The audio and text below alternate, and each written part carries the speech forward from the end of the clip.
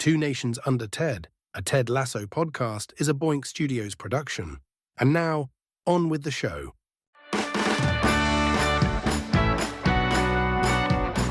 Welcome back, kids, to Two Nations Under Ted, a Ted Lasso podcast. We're making jokes aplenty before we hit the record button here today. But that's okay. It's kind of what we do. It's kind of who we are. Tom Cart back here with you as always, joined by Jay Luft and Joe Higgens. And we are on to episode 11. We're almost done. This is huge. It's massive. It took us a month of Sundays to get here, but we are here. We are nearly finished with the series as we know it right now of Ted Lasso. Lots to get into here today. Before we get cranking, I'll tell you this.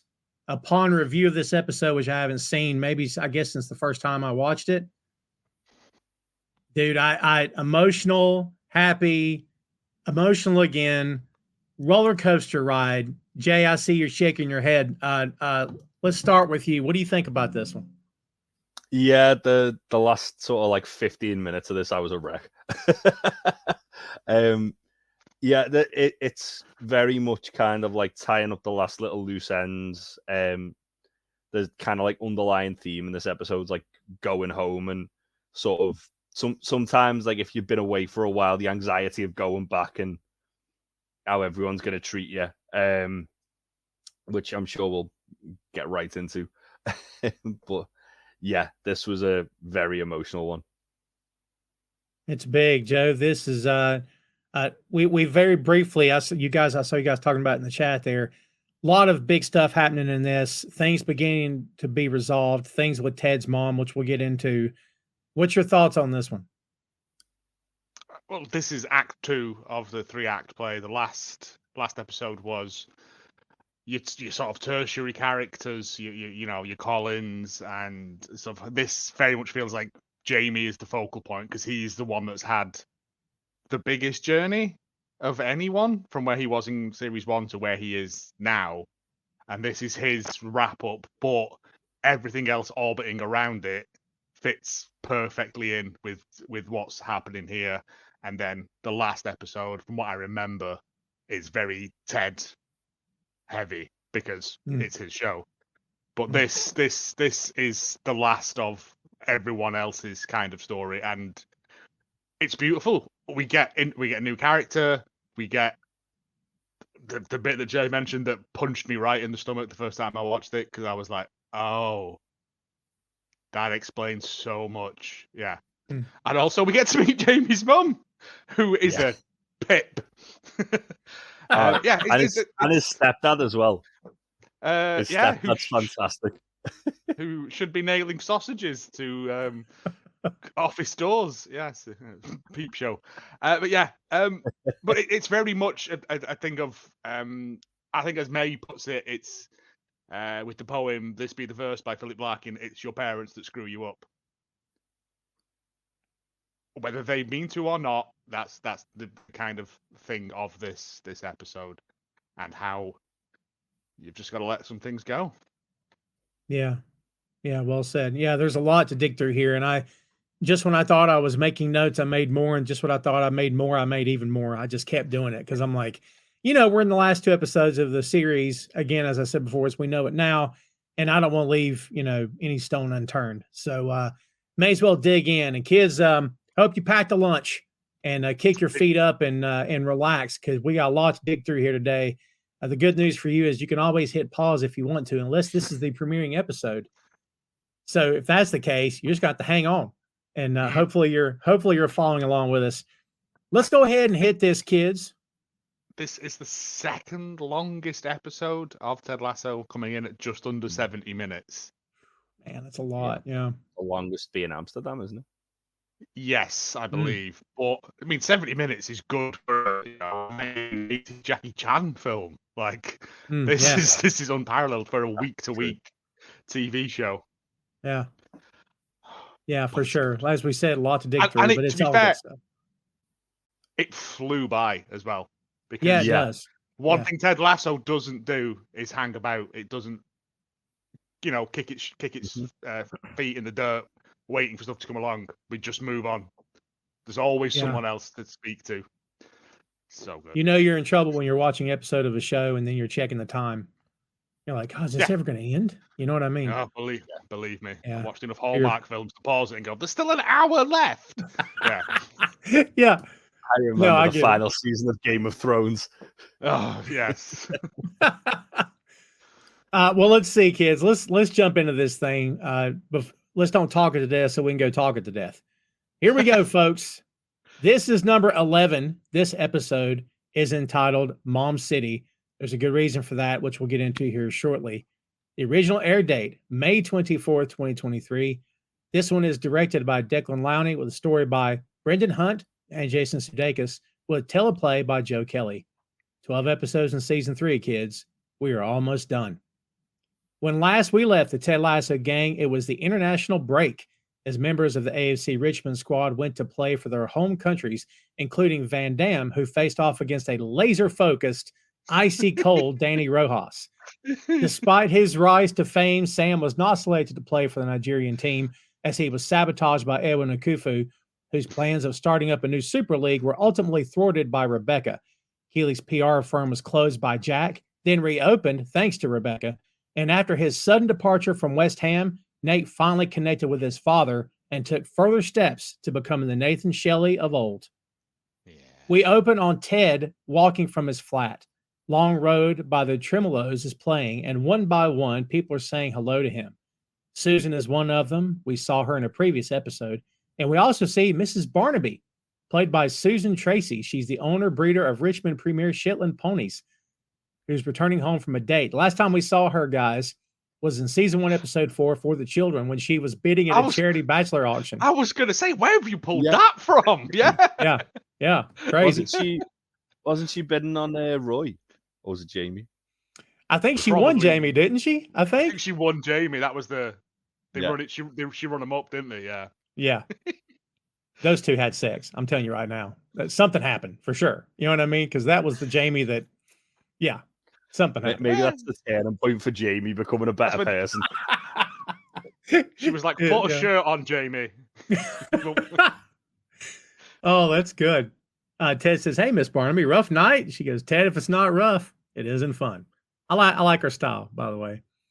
She stayed out all night. She's living her best pampered, ultra-rich life, kids. What can I tell you? He runs into Mr. Man on the street. Mr. Man never disappoints. He says, hey, wanker, don't get all cocky and fuck up that streak you're on. He's got a smile on his face when he says this, and Ted goes, what streak? And the only thing Mr. Man says is, go Richmond. I love that he's even got Mr. Man now. He's on his side. I freaking love that. That was very cool. He has been for a while. He has been. I think Mr. Man, like, because he flips him off as well as he walks off, doesn't he? Yeah. He's like, see ya. Like, it's just who he is. Like, he can't help it. But I think it's a big grudging respect because obviously he's happy the team's doing well. But you know for a fact he'll turn on him the second the team starts playing badly again. Weirdly, fair. Yeah. We didn't see. I can't remember the girl's name who was playing football that was in like the first season. Yeah, we don't see her at all in this season. I'm surprised. She has a few little cameos in season 2, doesn't she? Yeah, I think she's in the park when they're riding the bikes and stuff. But yeah, it's just a weird thing. She wasn't here. I do remember when the anxiety attack hit the papers, thanks to Nate. That remember he approached him. I think it was near the same area. He said, "Hey, wanker, it'll be all right." Remember that, Mr. Man? I was like, "Oh, it's so great, it's so great." So yeah, that was cool. It's a term of endearment. It is, yeah. Ted sees a friendly woman on the bench. He goes, "Hello," and he walks by, and then he comes back, and it's his mom, and it's awesome. We'll get into it. We then go to Taste of Athens, and Nate is working with Jade in the restaurant. He goes to get the broom, and when he does, Colin, Isaac, and Will walk in. And by the way, kudos to Isaac Kolobokini, because he's got that forever frown like Roy. I just wonder, after a while, do you get stuck like that or what? Because man, it's great. The wind changes, yeah. Yes. I looked at the fact that Nate's like, the cleaners don't clean the floor. We don't have cleaners. Why do we put the chairs up? Right. Patriarchy. And I'm like, great. Yeah.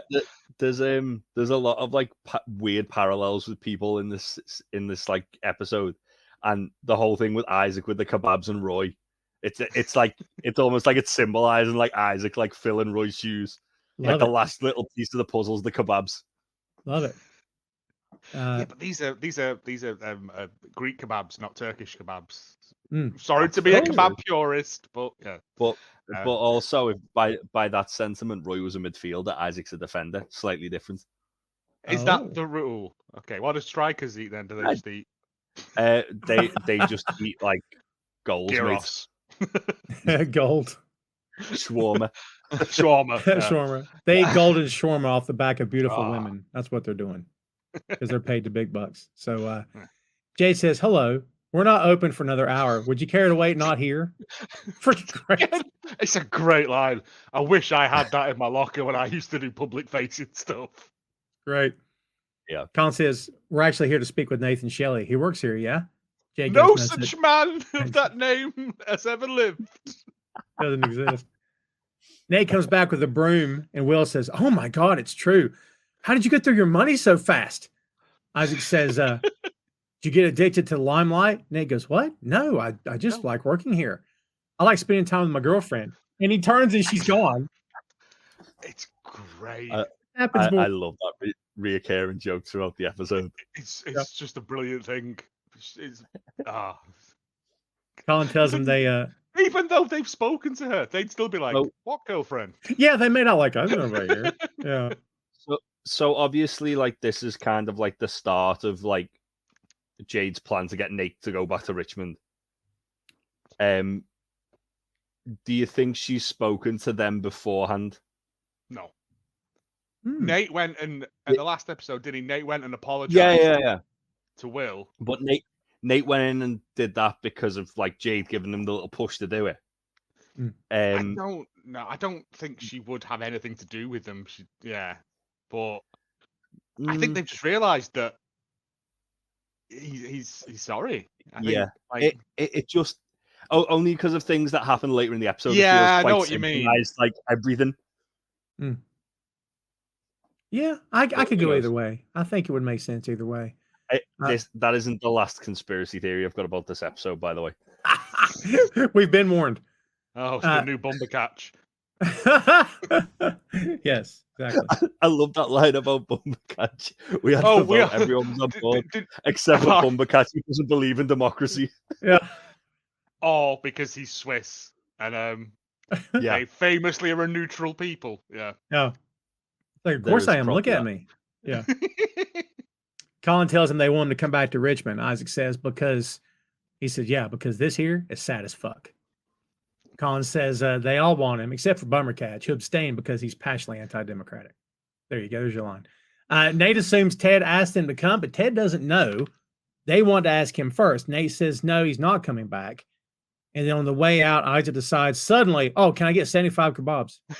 I'm like, how do you go from not wanting anything to, Also, this must be, 10:30 in the morning? If they're not open, you open at 11 for a restaurant, wouldn't you? You'd think, for lunch. Yeah. And the first thing in his head is like, well, let's get 75 kebabs then. I mean, why not? How long do you reckon they're going to take, though? It's not that long, is it? Well, as it's just the meat on a skewer and not like the bread and salad and stuff. Yeah. Depending on the size of the kitchen, 20 minutes, 30 minutes. I imagine they've just got like a big old, like one of those fire grills, haven't they? Yeah, they'll just have a charcoal grill on just there and lash them on, 10 minutes either side. Jobs are good. Looking back on this, when you guys first saw it, were you surprised that this happened? Or, I mean, did you assume they were going to wrap it up or what? I felt like this was kind of like the way they were going with it when like Nate extended the olive branch in the last episode to Will. My only sort of thing was I would have liked to have seen more with the team deliberating about it. Yeah, because that would have been. It was kind of like a parallel to when in season 2 when Ted brought Jamie back. Yeah. And that was going to disrupt the team. And then this episode, it's Ted wanting to bring Nate back, but that could disrupt the coaching staff, as we'll find out. See, but that's why I don't think she asked anyone. I think they've done this on their own. She would have gone to Ted. Yeah. Surely. Yeah, I sensible. feel. Yeah, I just feel like there's a few bits where she's like she's obviously played a part in it as well. Is what I mean. I think it's just yeah. approaching a two-pronged attack to it. I think Yeah. she's seen that other people wanted him, and let's push him then. Yeah. Yeah, because I like for all we know, like when obviously she's disappeared when they've come in, she So could they have can't go. She put us up to it. Yeah, but she could have also like. It's the fact that she's got so much plausible deniability on the situation, but also she could have like run out after them, and, like let me keep on them like about it. Could be, yeah, as well. Like, yeah, I think it does require a lot of kind of like making like building your own world there, but it wouldn't surprise me if like she was in on it. If there's one show that lets you do that, it's Ted Lasso, mate. Like Yeah. stuff that's happened in the bits you don't see that we've fan fictioned in. Yes. Yeah. Constantly. But, 75 kebabs. Would you like chicken, beef, or lamb? And the look on his face is like, I said, like a dog that's been shown a magic trick. And Nate just goes, 25 of each. That's the one. Nate the Great. Nate the Great. I love how sad he looks, and like with the quandary of what kebab do I pick? Yeah. And goes, oh yeah, 25 each. That's brilliant. Love it. So also, we that see means everyone in the team gets one of each. Very good. I was going to ask about the number. It's such a round number of 75, and how they come up with that number. So, I mean, they're not massive kebabs. Yeah. Well, a squad's usually 25 men. Gotcha. So, okay. But not everyone's going to take one because Rebecca's eating one later. So I'm That's assuming Higgins has come down and that. So I'm assuming everyone's just grabbed Yeah. a few, haven't they? Because so some of the guys Isaac's might be probably just thought I'll get them for everybody. Some of the guys might be vegetarian. Yeah. Yeah, it's that thing of teamwork. It's that thing of yeah. I'm here. I'll get lunch for everyone. See how we fill in the blanks all the time, kids? That's kind of what we do No, here. because if you look as well, when Nate first went there as well, he bought lunch for everyone there. Yeah, and it's just these little things. Yeah, it's also again like a weird like to kind of go back to the Isaac and Roy sort of like similar but different thing. Whereas for Roy, the kebab house was like his private place. Isaac's gone in and bought everybody kebabs. Yeah. That was Roy's private place until Ted ruined it. So can't come here now. Yeah. Speaking of Ted, we see him on his phone.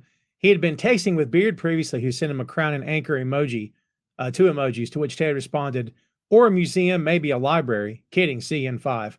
But now he's canceling, obviously, because his mom's there.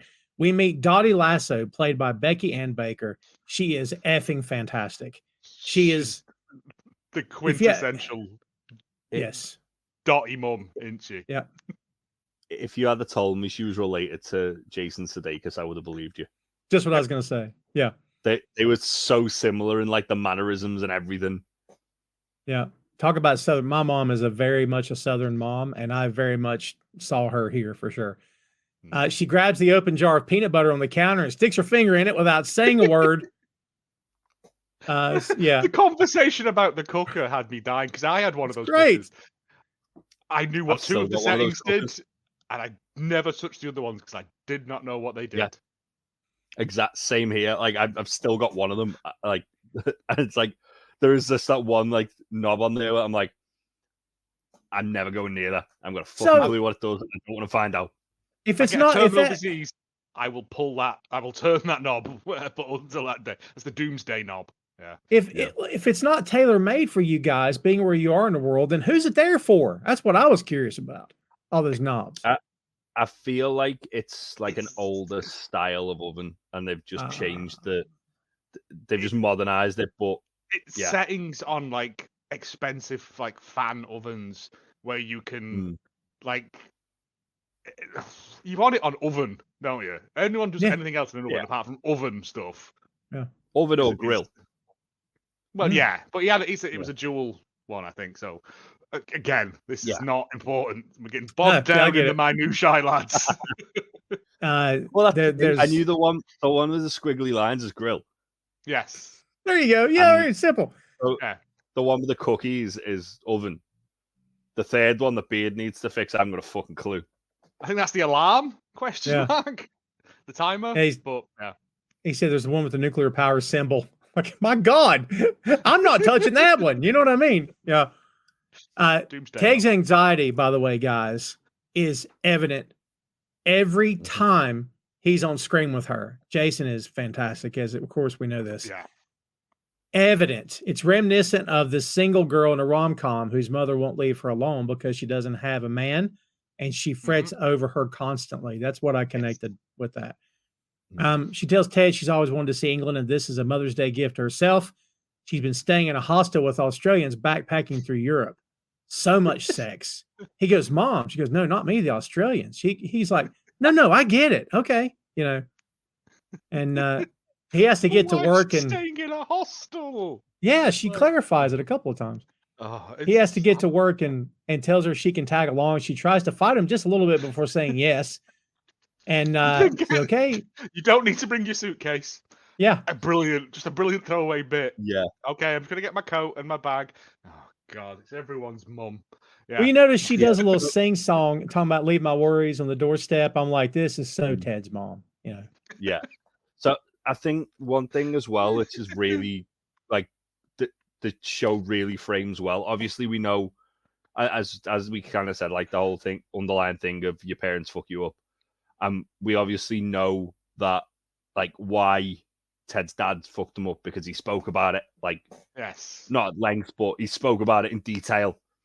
It's only when you see Ted's mum and you see Ted's reaction to his mum that you can completely see, like, right, that's like the other side of it. Yeah. Like, that's like where his dad's obviously got the grief and the abandonment. His mum's kind of like the sort of, like, because of the sort of how almost like suffocating she is with him in those few scenes, and how she's like just like kind of like embellishes the truth a lot whenever she's talking about him, almost to like big him up more than he needs bigging up, instead of like putting her arm around him and comforting him. That's like the other side of the anxiety for him, and it's as I say, they don't hug until the very end. Until the very end. And they're like, if I saw my mum, like, and I hadn't seen her for 2-3 years, you get a hug. Like, you know what I mean? That's the first thing you do. But she hugs everyone else she meets. Yeah. Not Ted. Ooh. Yeah. Ted's, it's again, it's weird because it's like the only time we see in the entire show Ted gives someone like a frosty reception. And yeah, but obviously, still being Ted, it's still But obviously he explains why, like, later on. But it's very like the whole episode. You kind of like, she seems like a harmless, lovely old lady. Why is Ted so angry about it? And obviously we know, like, she's clearly done, like, the way she's obviously handled losing his dad has just like fucked him up completely. But yes, actually getting there and the bit to kind of drip feeds through, it's fascinating the way they've done it. Yeah, I agree. And you could definitely tell where he gets his Tedisms from. He gets a lot of this from her, for sure. We go to the press conference. This is Sam, Roy, and Jamie at the table. Lloyd kicks us off. He says, Sam, Richmond have won was it 11 matches in a row? 15. Was that the number? 15. That's right. This is it's a great little bit. With 2 games left, you're just 4 points off Man City for the Premier League title. Sam goes, do you have a question? Lloyd says, yeah, am I dreaming? Sam's like, well, if you are, please don't wake up. And if this is the Matrix, don't unplug me. And then Roy calls on Marcus by saying, better Trent. Better Trent. I love that he's gone from new Trent to better Trent. Better Trent. Marcus had a bio of the Independent. Jamie, on the heels of making your England debut, how does it feel to be named Premier League Player of the Month? Sam and Roy just look at each other, shaking their heads as if to say, here we go. Yeah. And Jamie just goes, show. Yeah, it feels good, I guess. But it's really the team making me look good. So I just be doing a better job making them look good. So yeah, makes me feel bad. And you're like, what the hell's happening to him? Is he sick? Like Roy's like, yeah. What? And Sam's like, But they do the look across thing to him, and he's like, and then Roy's like, well, he also got the most assists, and James like, no, it wasn't me. Yeah, they're the ones that took all the shots. It should be redacted off the sheet. Yeah. When he says about passing the ball, and he's like, that should have been expunged from the record. Yes. I apologize to everyone, especially the kids. What the hell? It's great. More on this to come. Great stuff. We got Sad Jamie. Sad Jamie. Never seen Sad Jamie. Not like this. I never thought we'd see. No. Yeah. I've seen we've seen fake Sad Jamie, like when he's not got his own way and stuff. But this is like something's broken in Jamie. Yeah. We go to Rebecca's office where Ted and his mom have walked in. Dottie says, I'm Coach Lasso's new bodyguard. Please keep your hands where I can see them. I'm just kidding. You can keep them well manicured mitts of yours wherever you like. God, they sound just alike, man. Again, it's just the bits. It's just, I love bits everywhere. I love Hannah Waddingham's like reaction in this entire scene of it kind of like taking a moment like, what the fuck's going on? To then realizing, oh my God, this is Ted's mum. Right. Oh God, there's two of them. Dottie says, she loves Ted. Oh no, you would be, wouldn't you? Like, she says like, so this is the where the nicest person in the world came from. Mm-hmm. And then her mum like, oh no, he fell out of me and immediately asked the doctor if he wanted anything. And then, but again, like Ted normally would play into that bit, wouldn't he? But no, he's like, no, because kids don't understand. Babies don't understand empathy, and they don't have speech or whatever it is. He's like, that doesn't make any sense. That's the thing as well, is that like obviously there's all this sort of all this like kind of like warmth towards Dottie, except from Ted. Like literally everybody but Ted. But it's just that thing. She's doing a bit, and normally Ted's the first person to jump in and play along. And like that's how he won her over. That's how he won Rebecca over. Mm-hmm. And he just looks dumb with that shit. Yeah, he's just like, no, that's stupid. He just looks so dumb with that shit. Rebecca's like, Dottie, I'm sorry. May I call you Dottie? Sure, if you want me to respond. She says, excellent line. If you'd like, I'd love to show you around. She goes, oh, I've heard great things about the Sherlock Holmes Museum. She goes, I'm in around the facility. Oh, even better. I can't wait to meet Danny Rojas. Rebecca says, oh, and he does not disappoint. Yeah. They have a small bit where she asks Rebecca where she's from. And Rebecca says Surrey, and which Dottie hears as sorry. You know, sorry. Good stuff. But again, in my notes here, Ted is really bothered with his mom. Like he wants to be the only one in the room doing bits. And she's obviously the one who gave that to him. But I think I'm more with you, Joe, now is that he doesn't necessarily need to be the only one doing bits, but he's just bothered by her presence because there's stuff there we find out later. When other people do bits, he jumps in. And he loves it. Along. Yeah. But this is why you know something's not right, because Ted would be the first person in the queue to do jokes about babies handing doctors coffee or whatever. You know what I mean? Yeah.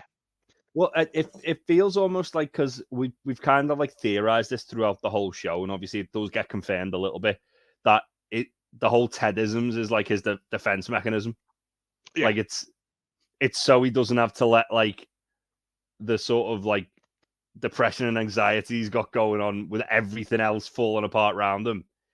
It's him just doing that bit and just being a little bit silly and being able to kind of stop thinking about all the shit that he's got going on. Yes, it's the duck paddling smooth on the water, but the legs are going 100 miles an hour under the water. Yeah. Chaos underneath the water. Yeah. So we go to the locker room. The team is all gathered around Dottie, who's holding court, and she's telling a story which goes, officer, you must be mistaken. You couldn't have arrested my son. My son is asleep in his own bed, and that cracked them all up. They're all eating kebabs as well. Yeah. Oh, yeah. And Danny says, are you sure you don't want a kebab at Mama Lasso? Calls her Mama Lasso. And Dottie says, oh, no, thank you, Danny. You are so polite. Rebecca and Ted are in his office behind the door watching. Rebecca says, it must be so lovely having your mother visiting, Ted. He goes, oh, yeah, it's great. She goes, Oklahoma. Oh, no, it's weird. Didn't even tell me she was coming. Just showed up out of nowhere. You know, like one of them weird eyebrow hairs I started getting the day after I turned, was it 40? I think he said. Yeah. Yeah, it's 40, and it's true. Or It does 30, happen. whatever. Yeah. Rebecca says, that's what mothers do, Ted. And then we go back in, and Dottie's telling the story still. So it turns out my 12-year-old son was not asleep in his own room. He'd taken our car for a joyride. Now he was arrested for driving on the wrong side of the road. So I guess he was destined to live in England. And everything she says, they're cracking up. They love her. So Ted says It's to Rebecca, finding out. It's the equivalent of embarrassing baby photos, isn't it? It's just finding out something about Ted, isn't it? Like it's. I also like the fact that Rebecca's eating a kebab while that conversation's happening as well. Like, yeah, I noticed that. Yeah, she's walked in like and a gone, nice kebab, to be fair. It did look like a fit. It looked like a the very chicken nice kebab. kebab. Yeah.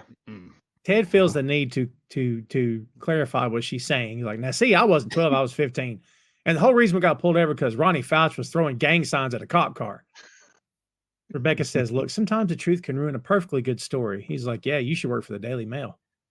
And, Ronnie Fouch is the guy that Ted says never take a chocolate bar off, isn't he? Yeah, because that's the next story, isn't There's it? more coming.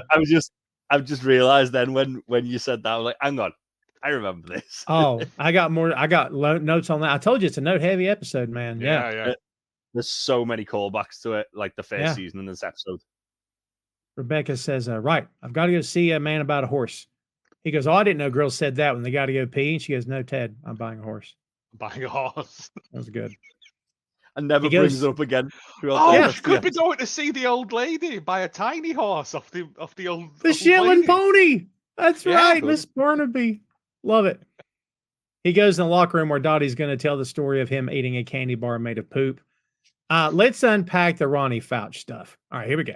In season 1, episode 3, so Roy, he says, Ted's talking to Roy, says, I learned 2 pretty big lessons on the rough and tumble playgrounds of Brook Ridge Elementary School. One, if little Ronnie Fouch offers you a candy bar, you immediately say no, and you get the hell out of there. Because there's a good chance that little son of a gun has just pooped inside of a Butterfinger wrapper. He also referenced Ronnie in season 2, episode 8, Man City, hence the title for this episode, Mom City. I didn't realize that. I didn't either till do it. Yeah. What? By all measures, it's not. Hey, Joe's the only one that was clued in. By all measures, it's not the cruelest prank ever played, but no one should ever make someone eat a Vaseline sandwich. But that's Ronnie Fouch for you, innovator. In season, still not done. In season 3, episode 4, Ted is scrolling through messages on his phone. Happy birthday, buddy. Miss you. Sent on 7/10/2021. The sender is Ronnie Fouch. What? I'm still friends with him. I don't know how we missed that, guys. I'm ashamed. Me too. Wow. I spend so much time looking at his phone. Whenever anyone's phone's shown, I always miss the phone stuff. Because but I that's my thing. But yeah. You would think I'm done. I'm not done. Oh God, how much stuff is Ronnie Fouch? I'm saying. If they do bring it back, I want Ronnie Fouch. I want Ronnie Fouch. Yeah. Let him move to England. To be the new beard. Just him coming to women and pooping into Kit Kat wrappers. Let him be Beard's beard. I'm just saying. That'd be great. I don't think you can't out-beard Beard. You can't out-beard. Yeah. Also a Ted quote that I found interesting. This ties back.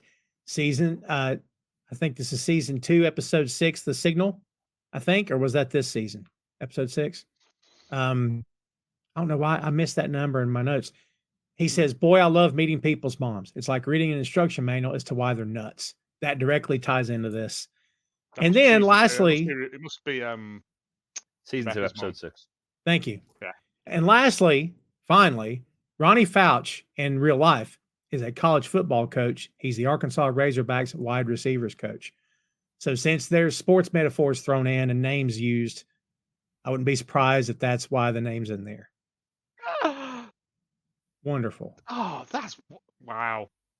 Great. For someone we've never met, we know so much about him. It's wild. Yeah. So Ted interrupts Dottie before she can finish and tells the guys it's time for practice. Trent comes up and introduces himself and sits beside her. He says, I was wondering if I could just have a little chat with you about, she goes, Trent, your hair is fabulous. It really is. It's just styling. He's like, oh, well, thank you. Thank you. Great. This bit between Barbercatch and Van Damme is wonderful. He says, you still got to wear that mask? He goes, yeah, I do, man. Or else I'd die. He looks at Danny, and Danny's like this. He just waves back. He's eating a kebab. It's a full golden retriever mode. Like he's just hello. Oh, I love it. Do you think Danny even remembers what he did? Like, no. I think he was in a fugue state. Yeah. 100% in a fugue state. International fugue state. Okay. There's been players in NBA over the years, by the way, who have had a broken nose, but even after they healed, kept wearing it because up here it's like, I can't take it off. I got to keep it on. I think it's a reference to a famous goalkeeper called Oh. Petr Cech, who he got a really, really bad head injury. And for the rest of his career, he had to wear like a helmet. And let's say a helmet, like headgear, essentially. Just like padded headgear. Yeah, like a rugby head. Yeah. And he basically, he was kind of become like a bit of an advocate for like head injuries in football, because obviously he suffered a really bad one. It was right at the start of his career as well. So like literally throughout the rest of his career, he wore like this headgear. Interesting. So I think it is a little bit of callback to that. I wouldn't be surprised at all. Yeah, Stone Cold Steve Austin did say CTE isn't real, so who knows? Mm-hmm. Well, that's true. Well, this coming from a guy who was dropped on his head a whole bunch. Yep. So, just saying. It's almost like he's forgotten about it. It's possible. He may have forgot he said it. I don't know. Not to make fun, but no, Jesus. But, God. But yeah, and like everyone starts like ripping on Van Damme about it. And he goes, Jamie, do you want to say anything? And Jamie just goes like, well, it's better to be safe than it is to look cool. Van Damme goes full like confrontational thing, and Jamie's, here we go, here's Jamie now. Yeah. I love when Richard says, between wearing that mask and death, I choose death. And Jan Ma says, it does make you look very stupid. Right. Yeah, but we know Jan Mass is honest. That's to a fault. Yeah. It's the way as well. He goes, thanks, Jan Mass. He goes, you're welcome. Yeah. Roy sees this. He's had enough. He goes, oi, Tart, boot room, now. Thought he says, somebody's in trouble. And Trent says, shouting is Roy's love language. That's good. So the board, by the way, that Roy's been writing on, did you guys see what was on the board? I saw the plays. It was for the like the secret set plays. pieces. There was La Cucaracha. The reverse toboggan. Loki's toboggan. Loki's toboggan, sorry. Midnight Poutine. Seven Finger Steve. The Upside Down Taxi and the Leaky Tap. Yes, that was it. Yeah. Wonderful. Brilliant. Oh, callbacks to episode 3, isn't it? It's very early on in season 1. Yeah. They do the trick plays, but yeah, it's nice. I love that they've got names for everything as well. Like, yeah. Well, they all suggested them, didn't they? Like they were all just yelling out, and I was like, that's one of my favorite things because I love silly names. It's like in football when they do it, they just do like hand signals, so they're not just shouting like, "We're doing this play." If you yelled "Midnight Poutine," no one would know what you were talking about. I'd be hungry. No, that's very true. But then also you'd remember it because you're like, "What the fuck is that?" Yeah. Whereas it's very subtle, like the way they do it. It's just like usually it's either that or that, but they'll do it like they'll like tap twice or something like that.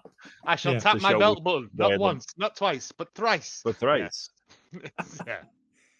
In the boot room, Roy's reading Jamie the Riot Act. He goes, "Did you notice when Roy walks in, he looks around for the first time ever when they go into Will. Looking for Will."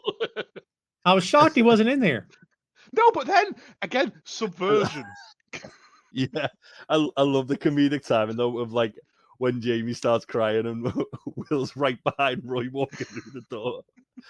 It just stops dead. He says, this is not the week for your Mr. fucking humble, great teammate bullshit. We got City on Saturday, so we need you to be the prickiest prick you've ever been in your little prick life. You understand? So I don't want you. And then Jamie just starts blubbering like a little girl. Proper sobbing, shoulder sobbing, lip tremble crying. Yeah. Tremendous on his part. Like, it's just the right side of hammy to be funny, but also I don't think Jamie's ever cried like this. Like, he doesn't know what's wrong with him. Normally, he'd be able to fix it with some Lynx deodorant or like a new hat or something. But this, he doesn't know what's wrong and doesn't know how to deal with it, and he just cries like a toddler. He's doing this and he's jumping up and down. He's like, I don't know. And Roy's like, are you fucking dying or some shit?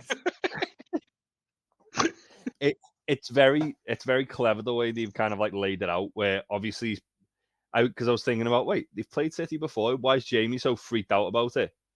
But it's the first time they played City at City, like at the Etihad in Manchester, where he's grown up, and it's like the true like homecoming thing for him. So yeah, obviously that's like you see it a lot of the time. Obviously, when like an ex-player goes back to their former club, and their former fans are going to boo the shit out of them because they left. Yeah, and Jamie left, but like, because Jamie left to do a fucking reality show. That's the thing. I think it probably sticks in the craw. Well, I think the thing for Jamie is he left to do a reality show. He left his boyhood team, and he's now playing for like incredibly well for the team that are challenging City for the title. Yeah. So it's like the perfect storm of, oh, that guy can go fuck himself. Well, remember back when they went to Chelsea and Roy was cheered by the crowd. Yeah. It happens here in the States too, in as much as unless the player requested a trade or wanted out or just left or refused to play, if he's traded, most time it's not up to you. So when he comes back to play, he gets a good ovation as he comes out. And you do see that as well, to be fair. I've seen it. I've seen both sides. Usually, as I say, it's the kind of the players who leave of their own volition and decide I don't want to be at this club anymore, or I'm too big for this club. I want to go to a bigger club. You'll see that quite a lot. As I say, I think with Jamie, it's the perfect storm because he's a hometown lad who left because he felt like he was a bigger star than the football team. Yeah. And thought they'd welcome him back. He's obviously had to kind of like scrape and claw to get back to where he is.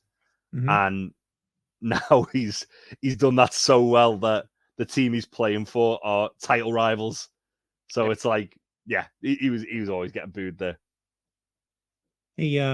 Jamie's just blubbering, as we said, and he's like, I'm just tired and I can't sleep, I can't eat. I wash my hair, but I don't use a conditioner anymore. Because I'm like, what's the fucking point? I feel like the guy in the Red Bull commercial, he's pushing the big rock up the hill, but he's lost his wings. He's like, Roy, I feel like I've lost me wings. And he's touching his face like that, you know? Where's my wings? Roy! Yeah. Which is a very Mancunian thing of going, at the end of sentences. Roy just goes, of course, fuck. Right. The first of many in this episode. Yeah. Will finally shows up. He opens the door, and Roy knows it's him without looking. And Roy goes, Will? Will says, yeah, you missed a good one. That's good. Will makes a face like, damn it. Right? And then he walks out. It's just that subversion because you expect every time there's been an emotional bit in that boot room, Will's been in there and just does a cutaway to Will. And then it just he wasn't in there, and the one time he's not. Even when there's like a nothing thing going on as well, Will's just in there. Yeah. It's just, like when Rebecca and Keeley are just smoking in there. It's just a good bit of subversion of the joke. It's lovely. It's good. Back in Ted's office, Beard is watching Dottie talking to Trent through the window. Makes a joke about their new striker looking just like his mom. And Ted's not doing bits. He's still very bothered by her presence. Higgins comes in and says that their three little birdies saw Nate working in his new job in Tooting. Ted goes, y'all got a town here called Tooting? Higgins like, Tooting, yes. Man, this place is great, right? There's so many like town name jokes in this episode. Yeah. Higgins is pretty sure Nate would come back if he were invited. Ted asks him what he thinks. Higgins tells him he believes in second chances. Then Roy comes in. He goes, hey, Roy, would it bother you if we brought Nate back? No, I don't give a fuck. He's great at the shit I suck at. Look, I got to go do something. Ted says, okay, I also everything all right? Higgins is, do you believe in second chances? That's why I'm still married and all my sons are still alive. Yeah, that's right. Yeah. Yeah. Ted asks if everything's all right. He goes, yeah, I'll just come down with the case of the none of your fucking business. And Ted says, right. Okay. What about you, Coach? Beard says, you bring that Judas back, I will burn this place to the fucking ground. Okay. Love it. I'm here for that. Yeah. I'm sorry. They get it rectified, but when he said that, I'm like, I'm kind of here for it. We'll see how it plays out. So Dottie and Trent come in. Yeah. He wants to know if it's true that Ted sang on stage with Bruce Springsteen. Ted says, no, that was Courtney Cox. Everyone knows it was Courtney Cox. What I did do was sing Glory Days with a Bruce Springsteen cover band at my friend Scott Cinnamon's bar mitzvah. Scott Cinnamon. Again, just these brilliant, almost Bob Mortimer style names. Oh, love it. She meets Higgins, who she hugs, sees Beard, who she adds to the hug, and then Trent. They're all standing there hugging, and Trent is just going along with it. Beard singing Lottie Dottie, she liked the party. She don't cause no trouble, don't bother nobody. Ted shoves his visor down to his head and shouts, someone's got to go coach football. He goes full Led Tasso there. Led Tasso. I also, when Beard goes, I will burn this place to the ground, Higgins does a good Higgins noise as well. Oh, yeah, that's right. Yeah. That's Higgins wonderful. is only in this episode sparingly, but he's fucking fantastic in every scene. He makes full use of his time there. Yeah. Oh, yeah. God. But yeah, it's really good. Beard's little rat, but he does, and then Ted's stomp box. Ted's, again, you know something's not right with Ted, because he would be 100% on this normally. Yeah. Because Led Tasso come out. He'd love it because they're all hugging together, and that's very much his thing. He'd be so into it. So we go to Keeley's office where Roy has come in. Barbara asks if he's there about the pipes. He says, no, what's wrong with the pipes? She says, nothing. That's why I thought it was strange you were here about the pipes. Again, it's just a great bit of what? I need more scenes with Roy and Barbara. Yes. I need like an episode of like Roy and Barbara just having awkward conversations. No, I want like a spin-off series of them touring around the wine country of France in like an old battered 2CV car, just talking to each other and not understanding what either of them are going on about. Like each one speaking a different language. But again, this is the only time we see Barbara in this episode, and she makes full use of her time on screen by being confused by everything going on. She's eating an apple this whole time too, by the way. And Keeley comes in and Roy tells her he needs to talk to her. She's worried it might be about them, but he says, no, it's about Jamie. He said, then it cuts to Barbara, who's just like, I'll just continue doing notes while eating my apple. It's like... he needs help with the emotional shit, and she's good at it. He compliments her twice on looking nice, which I immediately caught. Barbara's eating that apple a lot. I love the fact that when he says it the second time, Barbara like bites into it really loudly, and he just turns and goes, "You also look nice, Barbara." Yeah. I think this was £2 from a car boot sale. Yeah. She's like, "Oh, thank you." She's very happy that he noticed. I just want more Barbara. She said she's an enigma, and I love her. She's brilliant. She's such a funny character. We're in the Crown and Anchor now, where Ted and Dottie are at a table and Beard's playing Wizard of Oz on pinball machine. Dottie says, this place is very charming. It reminds me of this Irish bar I went to in Topeka. Like, why would that? Right. Okay. So Ted says, well, you probably don't want to share that with May. Dottie says, the Irish part or the Topeka part? He's like, both, really. And Beard's game ends and he and Ted switch places. Topeka is. No, not at all. Yeah. Beard's game ends and he and Ted switch places. And he's muttering, trying to follow the Illbrook Road where the dogs of society keep on howling. I don't know why that cracked me up.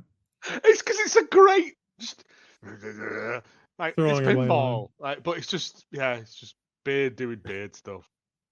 Beard getting angry at pinball's brilliant. Just Beard doing Beard things.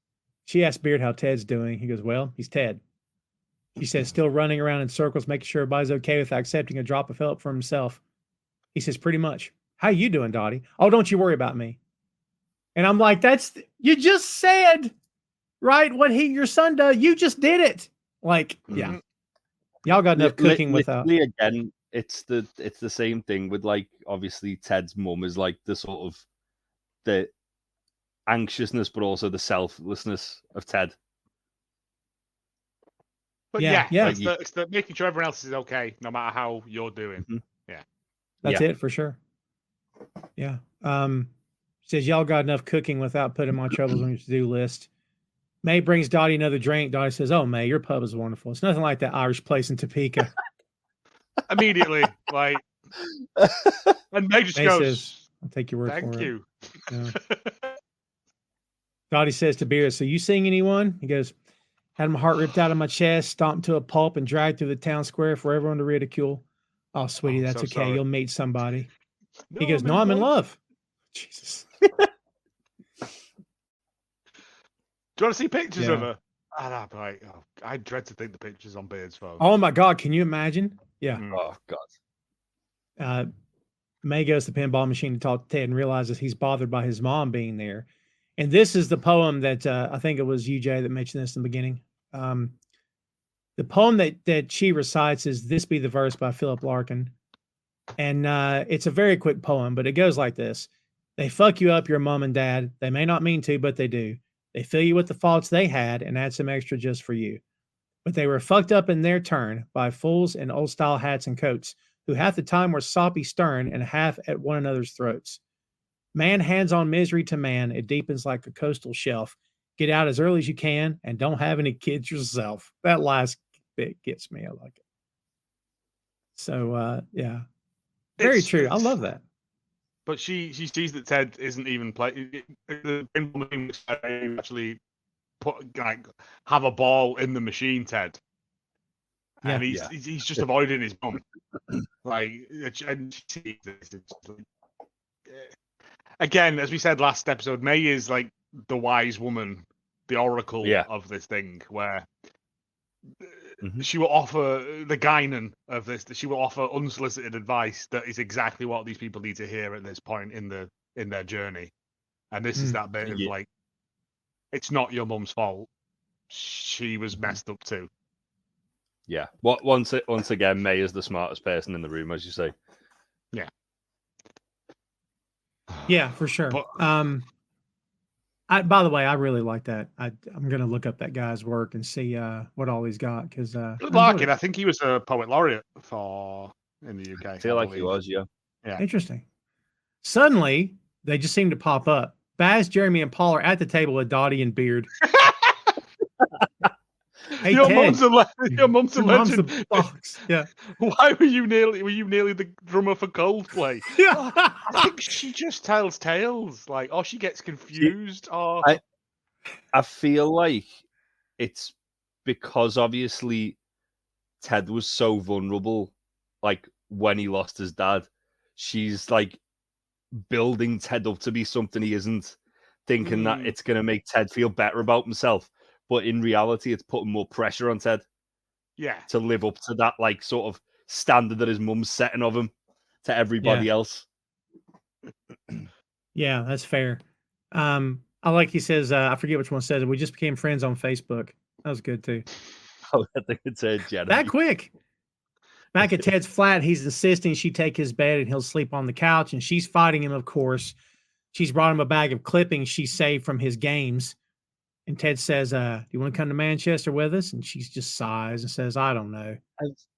Have you noticed, though, when she shows in the clippings, it's all the negative ones? It's all the bad ones. Or the main one you see is the main ones at the front are all about the anxiety attacks. Yeah. There was one about them getting relegated. There wasn't anything about like the good form or them doing well. It was all like Lasso struggles with this. Yeah. And maybe that's because that's all that gets covered back at home. But that's crazy. You wouldn't bring that to show your son. Yeah. You know, here's all the toot they're talking about you at home. There you go. And read that, you'll enjoy it. You just wouldn't. You just be doing well. Yeah. It's almost like she's like rubbing his face in it a little bit. It's like a bit weird. Yeah. Ted points out that her coming all the way to England, not seeing a soccer game, is like going to Rome and not going to church or getting your pocket picked.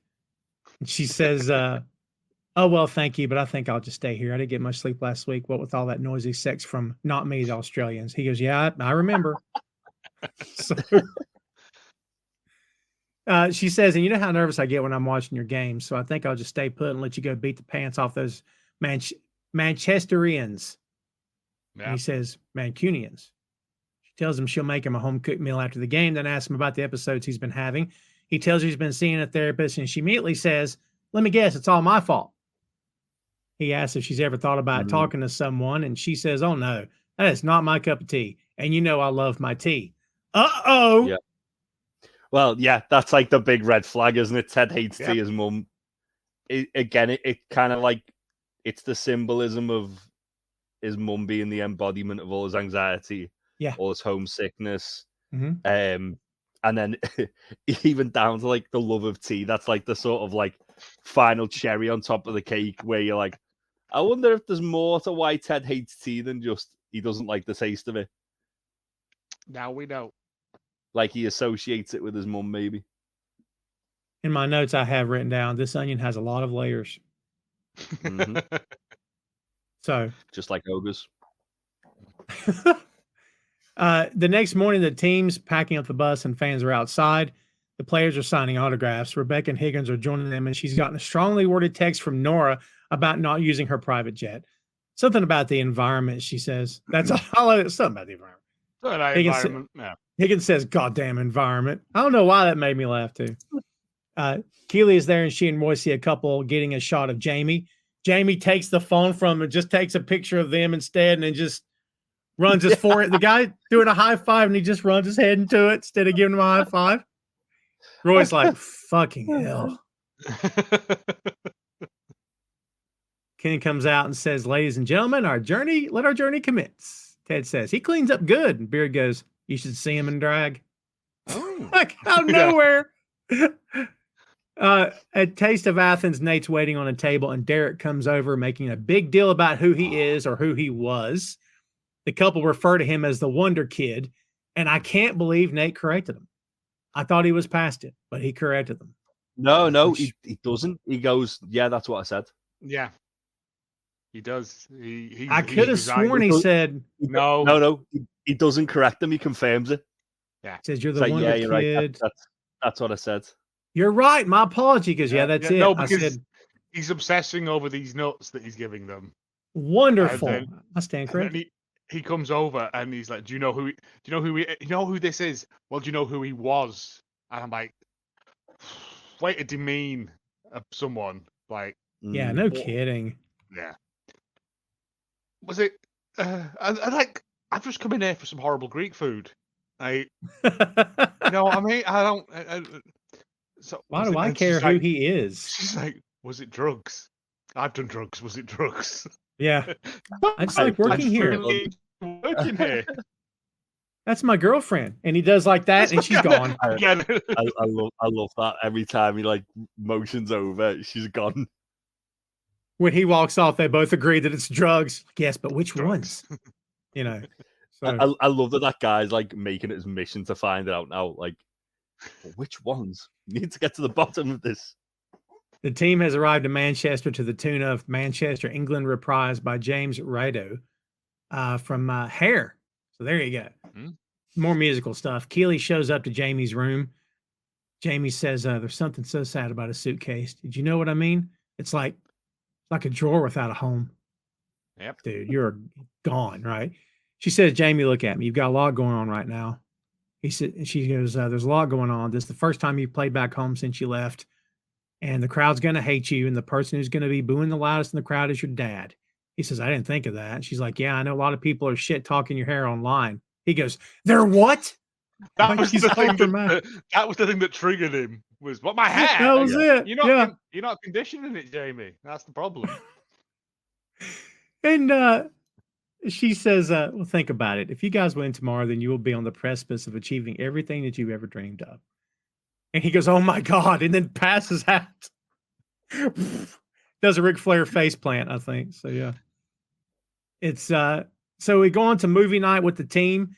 Even Rebecca and Higgins are in there. We hear the puppy song by Harry Nilsson watching the opening scene of You Got Mail. Keeley sits down and tells Roy that she fucked it with Jamie and made it worse. How did it go? Fucked it up, made it worse. Yep. Danny turns around and he's so happy to see them sitting together, but they tell him they're just sitting as friends. And Roy says she looks very nice again. The guys turn around to shush them, and Beard says Nora Ephron. So, yeah, I love the movie night thing has continued throughout this entire series. It's awesome. Yeah. I love that Rebecca and Higgins are there too. And apart from the pillow fight in Amsterdam, but yeah. Yeah. Roy says, I'm saying my apology. Keeley says, who? And Roy goes, Carl Bernstein's ex, because they're watching the movie. Boink Studios is the home of Tom Clark's Main Event, Tom Clark's 6M podcast, and Two Nations Under Ted, a Ted Lasso podcast. Visit the site today for links to every podcast platform, social media, special announcements, and a lot more. Check out the site and bookmark today, boinkstudios.com. By the way, great camera work here in my notes as the film continues. The guys are crying. Even Roy and Keeley's asleep on. I love that Keeley, the girl, is asleep. And the boring, isn't it? The tough Roy Kent is crying. I love that, actually. There's as well a bit where Sam and Rebecca exchange like a little bit of a glance. Yeah. Which was interesting. Yep. He looks across and he smiles at her and she smiles back. And it's like, that ship has sailed, but... Yeah, that's true. We can't remember it as remember it as what it was. Yeah, it's like there's still admiration there for one another. But it can never be. Yeah, it can never be. Well, this moment happens when Meg Ryan says to Tom Hanks, I wanted it to be you. That gets him to turn around and see her. So there you go. And Jamie's not crying at all, which is, he looks like he's, going through something, but he's not crying. Ted whispers to Beard, Sleepless in Seattle is still a far superior film. Beard says, not now. Yeah. It is. I hate You Got Mail. Ted gives I know that it's based on Shop Around the Corner with James Stewart, which I love that movie, by the way. Oh, I didn't know that. Loosely based, yeah. Big Jimmy Stewart fan, yeah. Oh. Yeah, me too. Huge. He's my favorite actor. So Ted gives it. Yeah. Well, yeah. Your money's not here. It's in his house. Yeah. Frank's house. And, what the hell are you doing with my money in your house, Frank? Yeah. It's wonderful. Ted gives the team a lights out by 10 and to get ready for their meet cute with Man City. Nora Ephron on 3. And they do the 1, 2, 3, As the credits roll, someone points out that it was Dave Chappelle in the movie, which I had completely forgotten about. You can hear the chatter. Does he not say Zac Efron on 3? Maybe he does. I wondered why he said Zac Efron. Because I was like, he's not in that film. I could have sworn he said Nora, but maybe you're right. You may be, but I remember just going, huh? Well, yeah, okay, maybe. I thought it was Efron on 3. Well, could be, yeah. We've all heard different things. It's fine. So again, you can hear the chatter and stuff. And Why Can't I Touch It by the Buzzcocks is playing, by the way, as they follow him around town. Yeah. So because Roy and Keeley have followed Jamie out, they end up in a tunnel and they can't find him.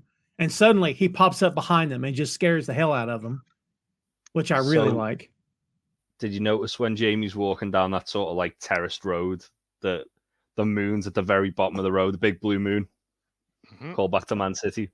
Well done. I totally. Oh, there you go. I just saw it. Yeah. Also, I really enjoyed the bit where he's walking over the overpass and just spits over the side. Just spits down like a kid. He's still a dirty, scally kid at heart. Like, for all the trappings of richness. It's like he's almost like, because he's home, he's like reverting back to being a little kid, isn't he? Almost like the Yellow Brick Road. Yeah. The Wizard of Oz. It's not just him. There's no place like home. Well done. So we see these kids playing ball against the wall with a sign that flat out says no ball games, which is good. Mate, it's a council estate. Nobody pays attention to anything. Like, Yep. But I did find out that those kids are named characters called Barry, Robin, and Morris, who were the Bee Gees who lived in Charlton-cum-Hardy in Manchester. Wonderful. I love it. Yeah. That's a before they fantastic Easter egg. emigrated to Australia. But these kids as well. Are you Jamie Tart? Yeah.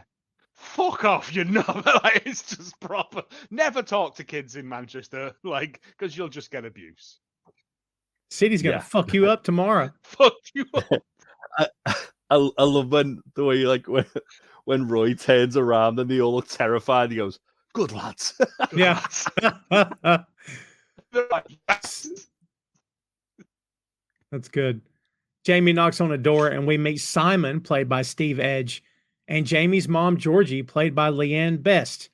She's a 43-year-old English actor from Liverpool.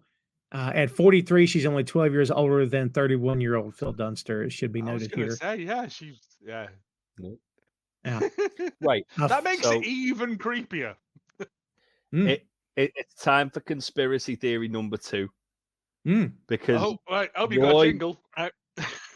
Well, so when Roy gets there, he doesn't just say hello. He goes, "Hello, you," like he knows her. Fuck off. He does. And then when they're leaving, he's like going to her, going, "I love you." He does. And, yeah, like it's as if he knows her. Now, given how young she is, and given how Roy's about the same age, is Roy Jamie's dad? Fuck off. I was thinking about that too. Or at least, a little childhood fling or something. It would make sense because Jamie's actual dad is a waste man. So where would he have got all of this? Because it's not talent learned, it's God-given talent, isn't it, that Jamie's got? Like, Roy's Jamie's hero. Mate, mind blown. Like, that's awesome. I thought he was just doing it to annoy Jamie because his mum's quite fit. Like, you know what I mean? There could have been that as well, but it's just the fact that, like, Roy's little Keeley, like, why would he be doing that when he's trying to win Keeley back at the same time? But also, your sister's quite fit. I will cut your eyes out. That's true. That's true. Turn around is fair play. But this now you say it does seem like they definitely feel like they've got a bit more of a rapport than what's being let on there. That's mind blowing. I don't even know if It was only when I was watching it, I had to rewind it like 3 or 4 times because the way he just went, "Hello, you," as if it was like a familiar person, not as if like he was just meeting Jamie's mum for the first time. Yeah. Yeah. Well, here's a good bit about the actual actress as we think about this conspiracy. So Leanne Best is the niece of Pete Best, former Beatle. Yeah. She's a star in her own right. Yeah, with over 50 credits on her IMDb page.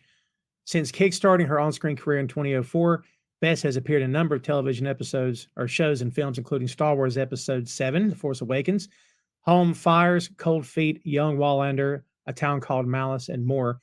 She's got a wall dedicated to Jamie with photos, by the way. I love that little wall, that homage to her son. Yeah. That's pretty cool.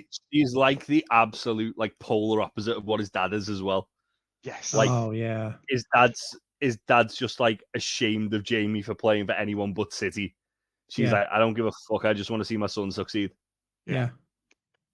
I also like the fact that his stepdad is like Jamie respects his stepdad, but his dad's such a wet wipe, isn't he? Like, I love him. I think he's great. He's great, but he's just like. But again, like if you look at it like the way like Jamie's mum is with his dad, and like how much of a toxic arsehole he is. Yeah, and then she's got out of that relationship. Yeah, she's got out of that for like the nice guy. It's like the reverse of like the way like Rupert's gone from like and like the other one, Michelle, have gone like for different people, like who are like the opposite of the person. She's gone for like the other way around. She's gone for the nice option. Not the Beck's horrible. Rupert's a prick there, but you know, but it's still younger Rebecca in it, is the whole shitty thing of that. Yeah, it's just he's like, because like it cuts to Jamie like lay on his mum's chest. Yeah, and she's stroking with, like, his hair, drawstring in his mouth like a kid. Yeah, and like this is deeply unsettling. They're uncomfortably close, right? Well, that's why Roy's stood there, like he's got a plate with a biscuit, and he's just watching. Like, yeah, because what? Roy, stop it. Because he's going, oh, how are they? And Keeley's like, oh, they're lovely, Roy. And Roy doesn't answer because he's mesmerized by this Oedipus-like display going on in the corner of the room. But I get it. I don't think it's meant to be like that weird, but it does come across that way. I think it is meant to be just a bit too weird. Yeah, but I think also, again, it's because obviously, like, Jamie's walking home and he's gone from, like, being, like, Billy Big Bollocks, Jamie Tart to he's walking back and he's like, he's like teenager Jamie spitting off the bridge on a car. And then he gets back to the estate and then he's just, like, almost like a full kid. But again, when he hugs his mum and carries her in while she's wrapped around him, like, that's mental. Like, yes, it is. Yeah, like that's and not right. The fact that he is the way he is with women, but yet she's so sweet and loving toward him, that's weird too, isn't it? Like, shouldn't he be projecting that too? Because it's the Madonna whore thing, isn't it? It's the serial killer thing of no one will ever live up to my mum, so I can treat you like shit. I think, yeah. I think as well though. It's it's just the whole the whole theme of like the last couple of episodes of parents fucking up the kids. Yeah, and like he's had his dad who's been he's always wanted to like impress, and then it's got to the point where all right, fuck impressing him. I want to make his life shit because he's treating me like shit. To like his mum like just doting on him to the point where he can do no wrong, and it's almost in that moment as well though, because obviously like I'm going a bit ahead here, but he gets to the point where he's like mentions about struggling to motivate himself because he finally got one over on his dad, and he doesn't care about me anymore. And she's just like, well, it's almost like it's like you just do it for yourself, do it for like I'm just proud of you. That's all that matters. Yeah, it's just a weird sequence. It really is. The whole Jamie's house thing is uncomfortable. If you were there while this was happening, if I went round to like Tom's house and he carried his mum, wrapped round him into the front room, and then lay on her lap while she stroked his hair, and he's like, you'd be like, I'm gonna go because this is weird as fuck. Like, and again, this is Mom City, so we're getting another mom here too. But yeah, give him the grand tour while I talk to Jamie. We'll start in the kitchen, or as I call it, my laboratory. I've got a copper Ban Marie. What's that? It sounds expensive. It's just like, I love Keeley because you're people that can talk to anyone. Yeah. It's just nonsense words. Yeah. But she like drags Roy out because he's still staring at this. What's going on? Yeah. I love it. His stepdad, he's fucking brilliant. He's for that like couple of scenes he's in, every time he's in, I was just laughing my ass off of like he's great. So before we get to the bit with Jamie's room, we had a little cut here at Jade's place, and Nate asked her if they've ever thought about doing a happy hour at the restaurant. And she says she never thinks about work once she's gone from work or even while she's there. Well, she tells him he's a little too good at being a waiter and wants him to go back to Richmond. He tells her things didn't end well for him there. It was all his fault. He says he'll get into the coaching job next season, just not at Richmond. Jay, how likely is it that a guy with a winning record club at West Ham wouldn't have offers banging on his door 10 minutes after he left. I mean, have you seen something like this before where a guy just left? What do you think here? You do see it. It's one of those things, like the way he left, and kind of obviously the fact that there was so much kind of mystery around it. It might be, and even like looking in the restaurant where then people are like, I've heard it's drugs, could be drugs, sort of thing. Like, it sounds like it could have, Rupert might have done like a bit of a smear campaign on Nate after leaving because he left. Like, even with the whole, some people just aren't cut out to make it. And it's like, yeah, but he was getting results. I imagine he would have probably, not immediately, but he would have got offers. Like, I think because given the fact that he walked away, usually you tend to find that managers in that position will sort of be given a little bit of time just in case there has been like a personal reason why they've done it.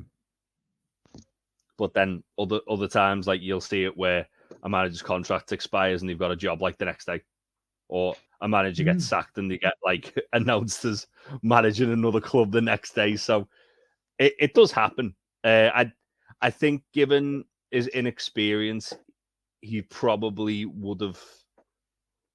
I imagine he probably would have been offered like lower league clubs. Like, he wouldn't necessarily have been offered like something as big as West Ham are in this world. He would have been offered like a championship side or a League One side. Maybe even a coach's job, like a consultant job, something like that. It honestly, it's just kind of like a sort of situation by situation one with that. But I have seen managers who are like notoriously bad get sacked and then be hired into a new job literally like the day after. Wow. So yeah, they're like the ones that are kind of like the George Cartridges in this world, where like they could get a job at like a shit team that needs like a quick fix quite easily. But yeah, I think Nate would probably, if he starts applying to jobs, he'd probably find something. I don't think Rupert's like Edwin Akufu levels of like vindictiveness of like blackballing him from the sport. Right. I think it would just be more of. I think, given the fact as well that Rupert's obviously very like trying to cover his sort of like his tracks and his misconduct, that I imagine he's probably he probably wouldn't like have anything too bad to say about Nate. Just say that he couldn't cut it at a big team. My other thinking about that is as well that he spent how long just laying in bed. How many calls, how many emails and stuff does he make if the opportunities were there? Like, good point. Yeah. Nate's his own worst enemy, you know. He is. I think as I say, like, one thing you do tend to see if like a manager resigns like that, usually they'll be given a bit of a wide berth anyway, just in the event that they're not mentally like ready for another job like that. Which probably, I imagine, would have happened. As I say, I'd be very shocked he'd not get offers. He probably, as he's saying, like, I'll get a coaching job for next season. What he probably means by that is a lot of the time you tend to see that if like a manager's contract expired at the end of the season, or the manager said they're leaving at the end of the season, new manager comes in, they're going to bring in a new coaching team. So he might just get like his foot in the door with someone like that. I figured I was tying it back to Rupert as well in terms of the idea of blackballing, so that makes sense. So now we're back at Jamie's mom's.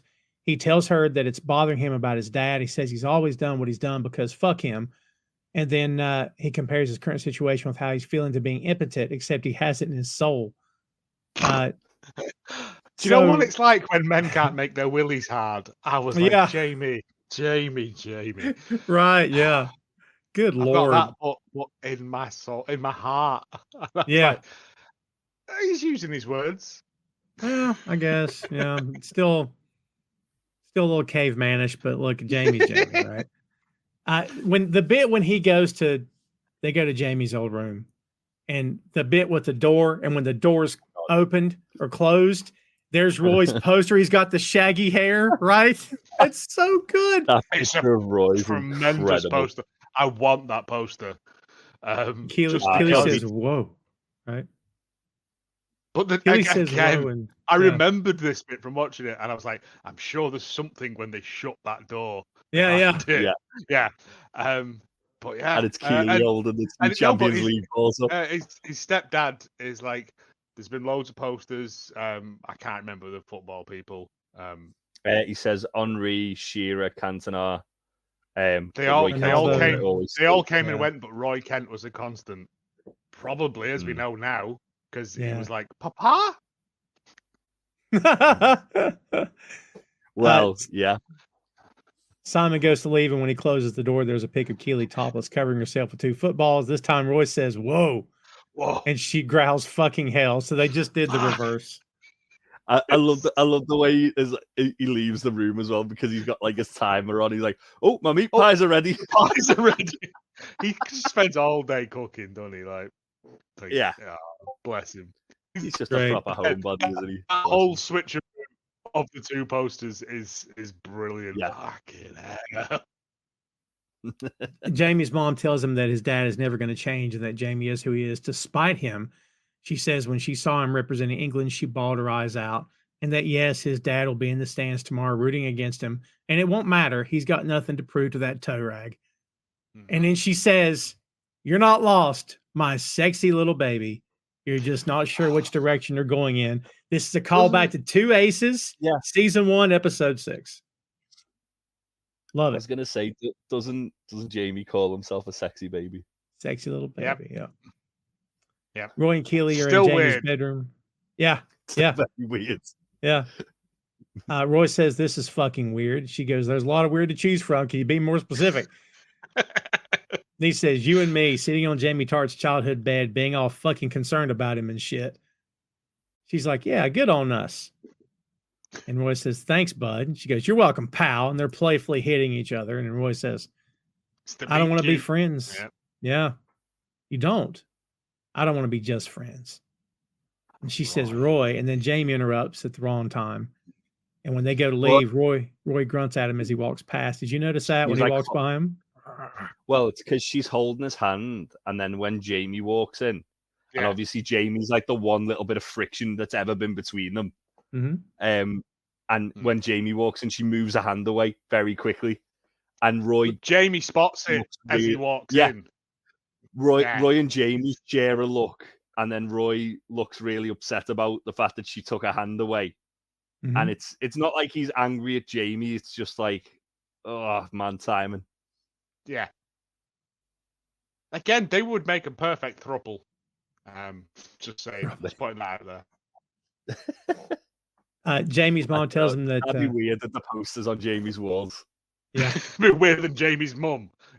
Yeah. Well, she tells him she doesn't care if he loses by 10 goals. She just wants him to be happy. Roy goes in for that hug we talked about and says, "One for the road." Keeley grabs him and he says, "Love you. See you later." And I'm like, I'll never get that conspiracy thing out of my head. I don't know why. Yeah. Wow. Now it's in there. It makes 100% sense to me. He was just really weirdly familiar with Jamie's mum. I put it down. Yeah. I don't know if it was like a cut joke where Roy knew Jamie's mum because they're like past lovers, or if it was just like a little bit of a passing thing. I just put it down to the fact that Jamie said Roy's sister was fit, and he was just doing the same to his mum. Yeah, that's why. But this makes so much more sense. Right. So he's so familiar with it. Yeah. Back at the hotel, Ted turns on the TV, and of course, it's Keeley with a welcome video. Keeley, the same one that's been shown. It's not. It's different. It is different because this one does not mention karaoke at any point. But I've not seen many karaoke places in Manchester. To be fair, is there many? Yeah, but futuristic gym equipment like yoga mats. I'm dying at that. And then she's like, "Go and see the police museum." Police museum's rubbish. Right, I've been there. It's near our old practice room. It's garbage. Never been to police museum. If you want to go, I'll take you. You can do it in about 4 hours. We should do a day out and like vlog it for like the podcast, for like Let's the do YouTube channel. There's a lovely bar near it actually. And I'll take you to all the places Keeley recommends in the Liverpool one. Oh, yeah, okay, we'll do that. There we go. Yeah, we're basically going to go get drunk and do karaoke. Sweet. I'll do Islands in the Stream, but I'm being Dolly. Man, y'all get to do stuff. I don't get to do stuff. This sucks. I'm stuck over here. We'll FaceTime you in. It'd be fine. Yeah. Well, that's fine. That's fine. But yeah, it's also the Science Industry Museum, which is not as good as it used to be when I was a kid. They removed a lot of stuff.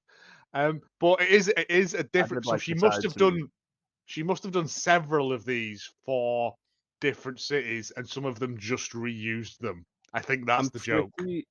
I'm pretty sure she said in the Liverpool one that she'd done it for like a chain of hotels.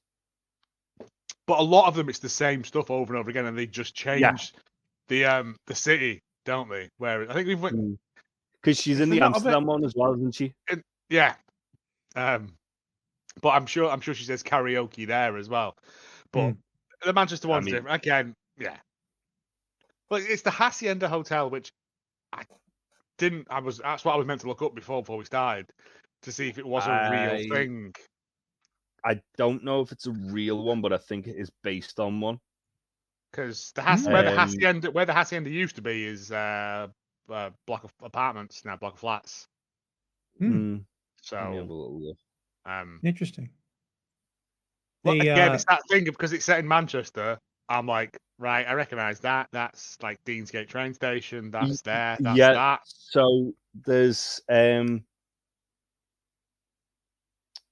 Hacienda is a real hotel. Oh, okay, fair enough. Well, I don't know. It isn't that hotel. I was going to say it's not that hotel then. Yeah. What's it called?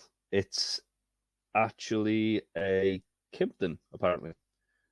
All right. Yeah, it's so because they shown Deansgate, didn't he? Yeah, they showed Deansgate before, and by there I know is where a lot of teams stay. Because I've seen teams like arrive and by where yeah, you're down near the big hotel. Is it the Albert Hall? Yes. By there. It's the big hotel where all the tourists stay when they do the conference. The Britannia. Is it the Britannia? I can't remember. It's not important. No one cares about this apart from me and you, Jay. Yeah, we're just like that gif of Leonardo DiCaprio pointing at the screen from Wolf of Wall Street. Like I was because if any of the, as we said before, where Jimmy walks down that terrace street, I was like, could be anywhere in Longsight or Levenshulme or any sort of mill town of Manchester, but it also could very easily be Liverpool or Yorkshire. It could be a lot of places that street because they were all thrown up. Yeah, it looks like a road in Liverpool.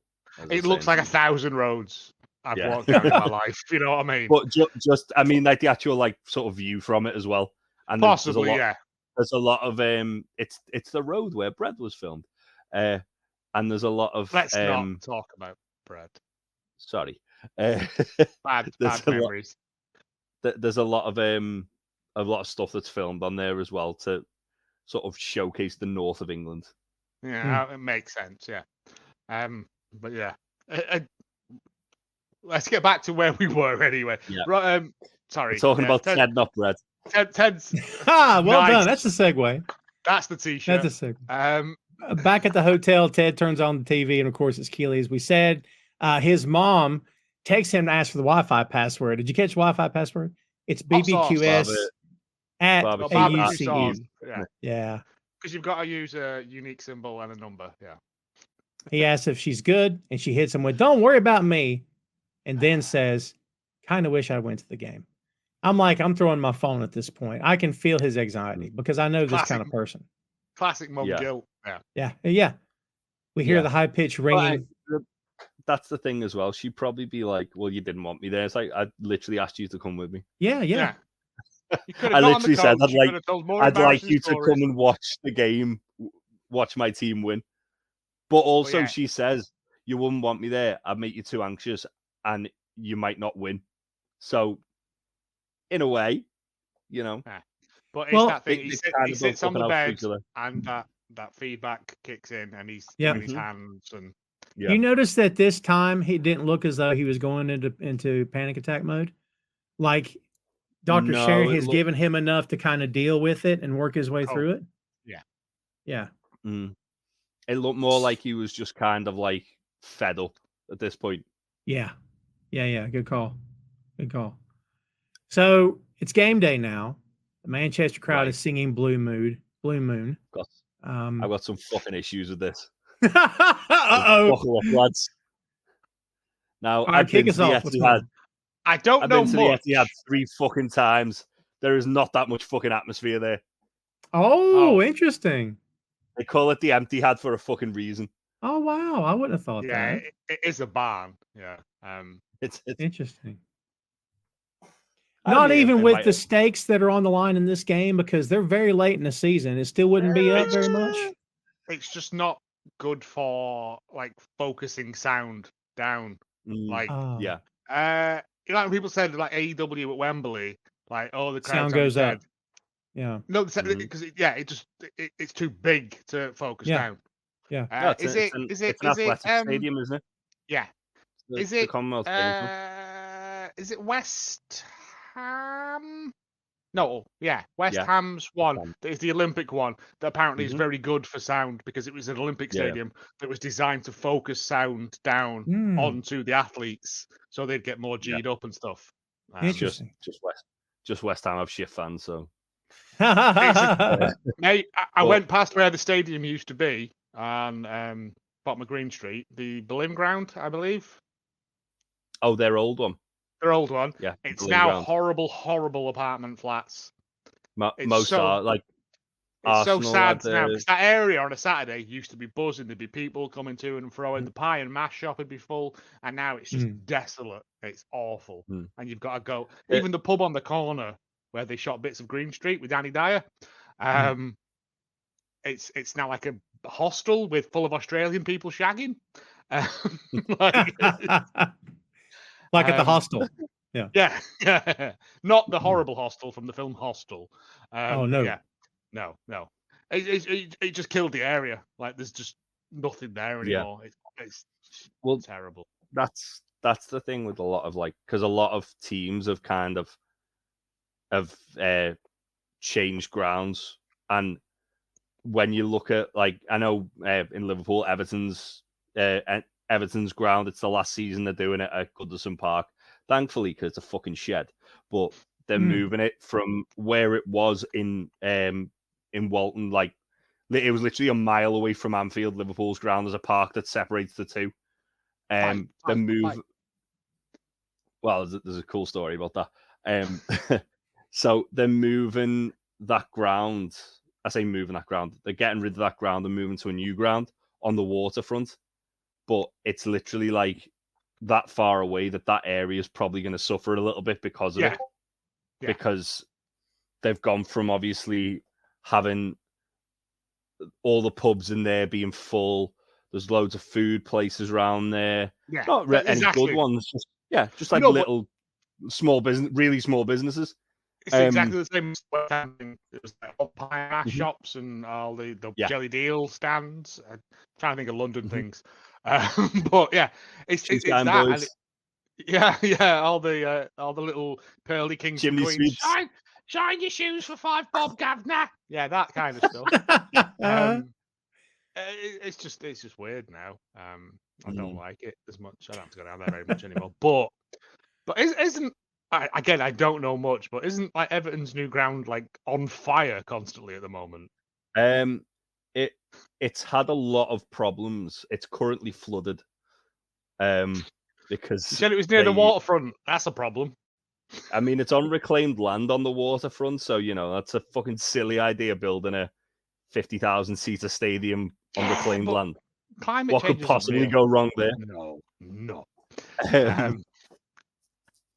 As we found out many episodes ago, a lot of Liverpool's low landing area is reclaimed from the river anyway, isn't it? So It is indeed. That's a callback to us doing actual research. That is. But yeah, you do tend to see it when like a ground, because City did it as well, didn't they? They got Main that road. Main road. What happened I to know Main that. Road? Because I didn't do any research. I'm going to say flats. I'm gonna probably assume it's flats. Let's do some live. Is it the Hacienda Hotel?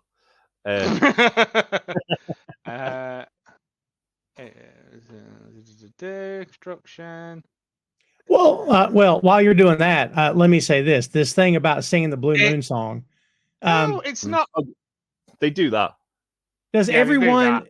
does basically everybody, I know we've talked about this a bunch before, does No. basically everybody have a song pretty much? No. No? Not all of them, but pretty much. Some are instrumental songs. So like Everton come out to Dam Busters, or Z Cars, or whatever the fuck it is. Zcars is cooler than Dam Busters, but yeah. It's the same fucking song, isn't it? More No. or less. No, it's not. I know. I realise that. I will fight you about this. Yeah, Liverpool have "You'll Never Walk Alone." Manchester United have West "Here Ham. We Go" by Status Quo. West Ham have "I'm Forever Blowing Bubbles." Yeah, that's right. Michael Jackson's favourite song. Yes. Arsenal just play wrestling music. Yeah, I'm all about that. Right, because I'm here for that. Yeah.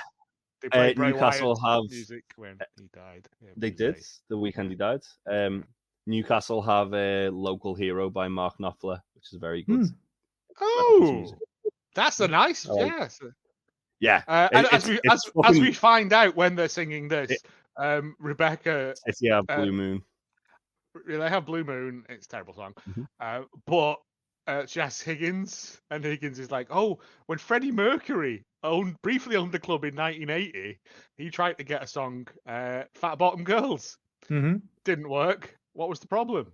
Just the flat bottom girls took offense to it. And again, it's just a Higgins throwaway bit. Just a silly Higgins joke, but it's great. But then Rebecca, like, Ted's on it, and she's like, "My dad went to art school with Freddie Mercury. The best thing he ever did, apart from his 4-octave range, was turning straights." I was like, what's happening? It's great.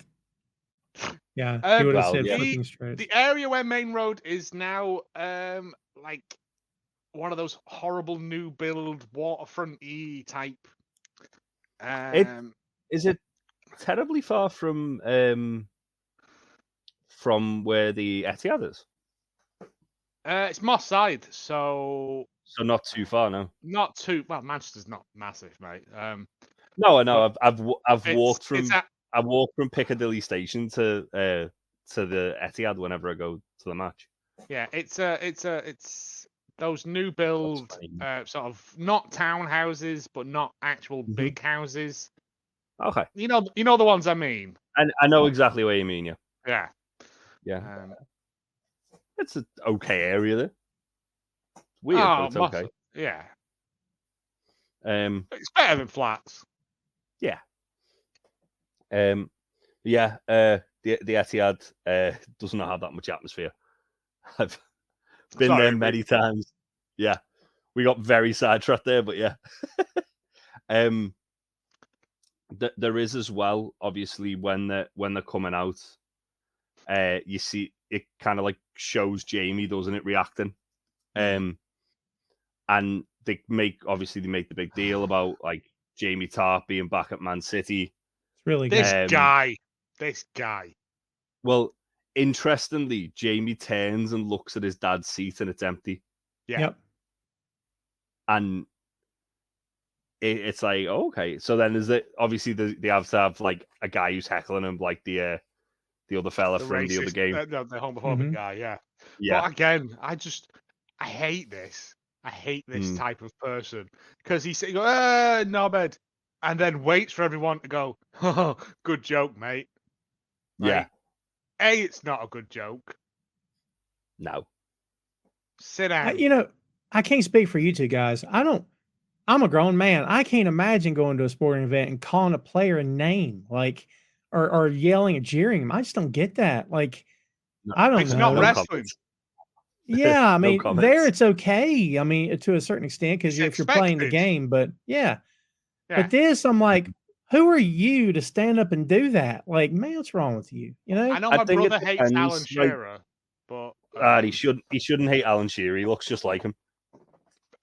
if he ever listens to this, he'll come at you, Jay. I've said it to his yeah, face. but also you have. But also Newcastle cheated to win against Bolton, and my brother has Nah, never.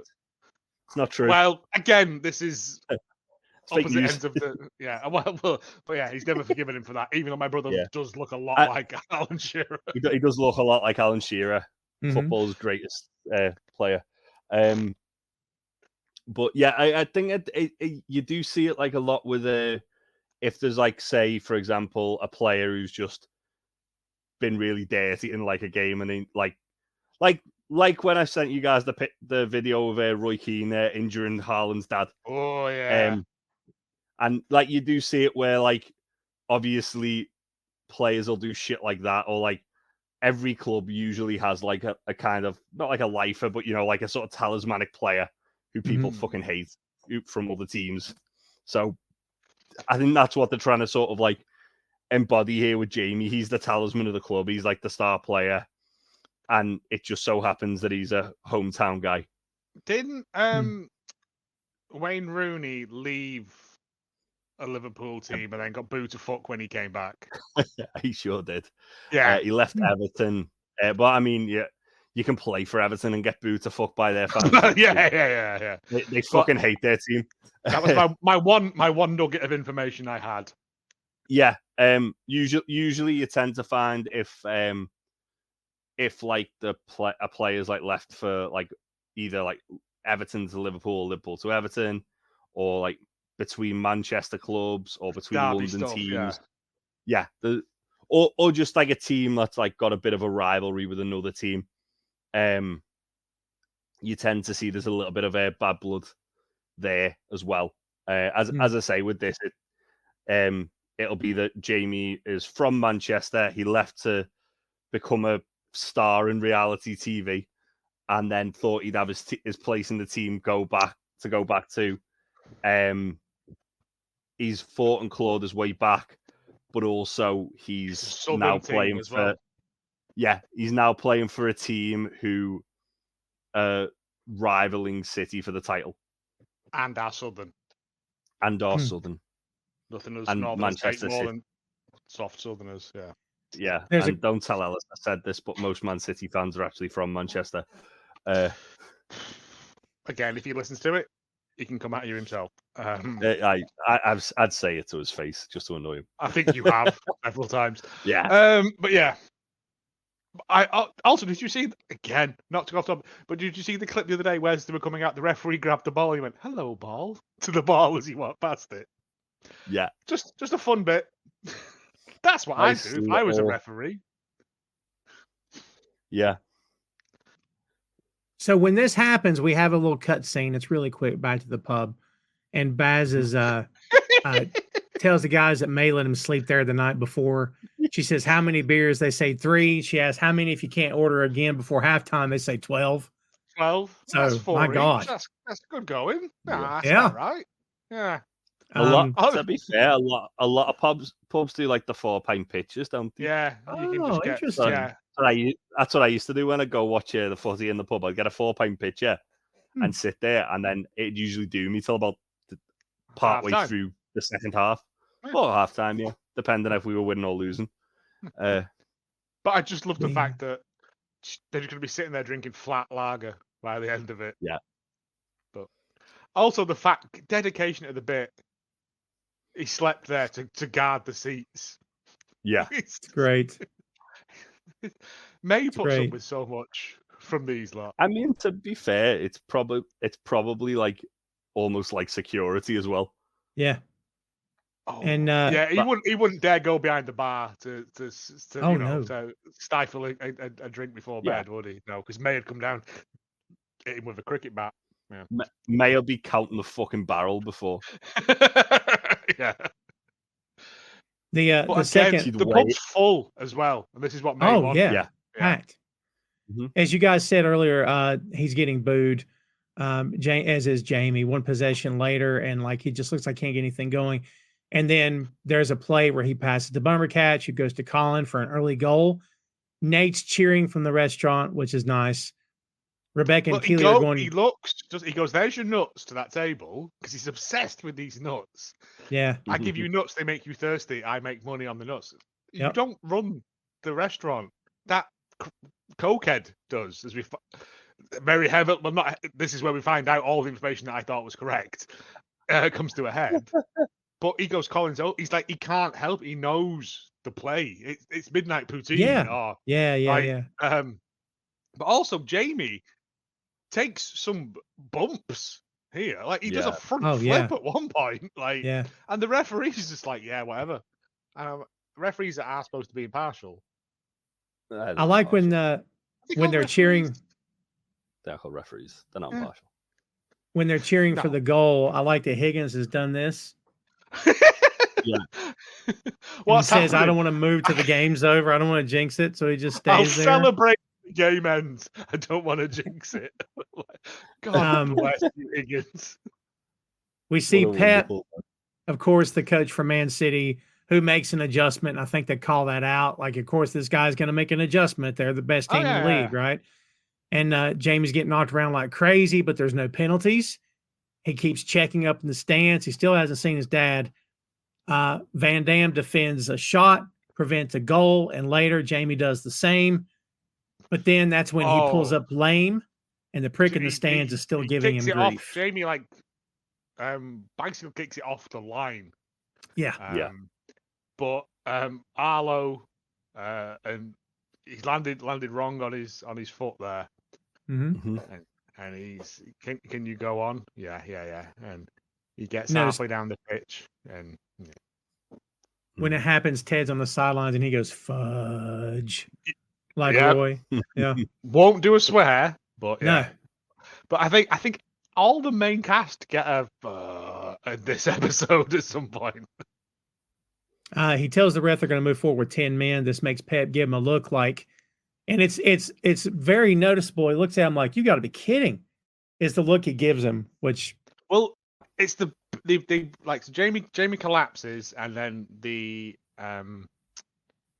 physios take him off to the side. I thought we were going to get no, you stand up and I walk you off, so it looks like you're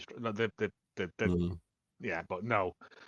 And Beard is freaking out. Beard's trying to get. He tells. Is it Bumbercatch to warm up? He tells someone to warm up. Roberts. He tells Roberts to warm up. But Jamie's like, no, I can still go on. And then like the linesman's like, are you playing with 10 men? Yeah. And Beard is incredulous about this. Yeah. It's not too unusual. Like sometimes if you find a player who's picked up a knock, but they think they might just need a bit of treatment. But it is the second half, and City have been battering them all the way. Yeah, when you're defending a 1-goal lead against City, again as Arlo as Arlo and what's he called, the other lad? Chris.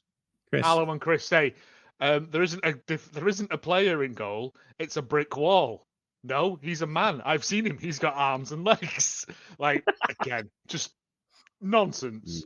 But Van Damme again puts a shift in. Like, yeah, you see that with a lot of goalies though. Like if they've got if they realize they kind of like it's sort of like fight or flight. Like they've got to keep the team in, because at the end of the day, your outfield players can only do as much as they can. The goalie's got to be able to do just the same. Again, just reminded me of the stats. Let's flats. There's no one's shitting on my sheets. I've got clean sheets. But it's fine. But Van Damme saves 3 goals. Yeah. And we see this a bunch here. And back at the restaurant, Derek wants to talk to Nate. As you said before, we can hear Arlos.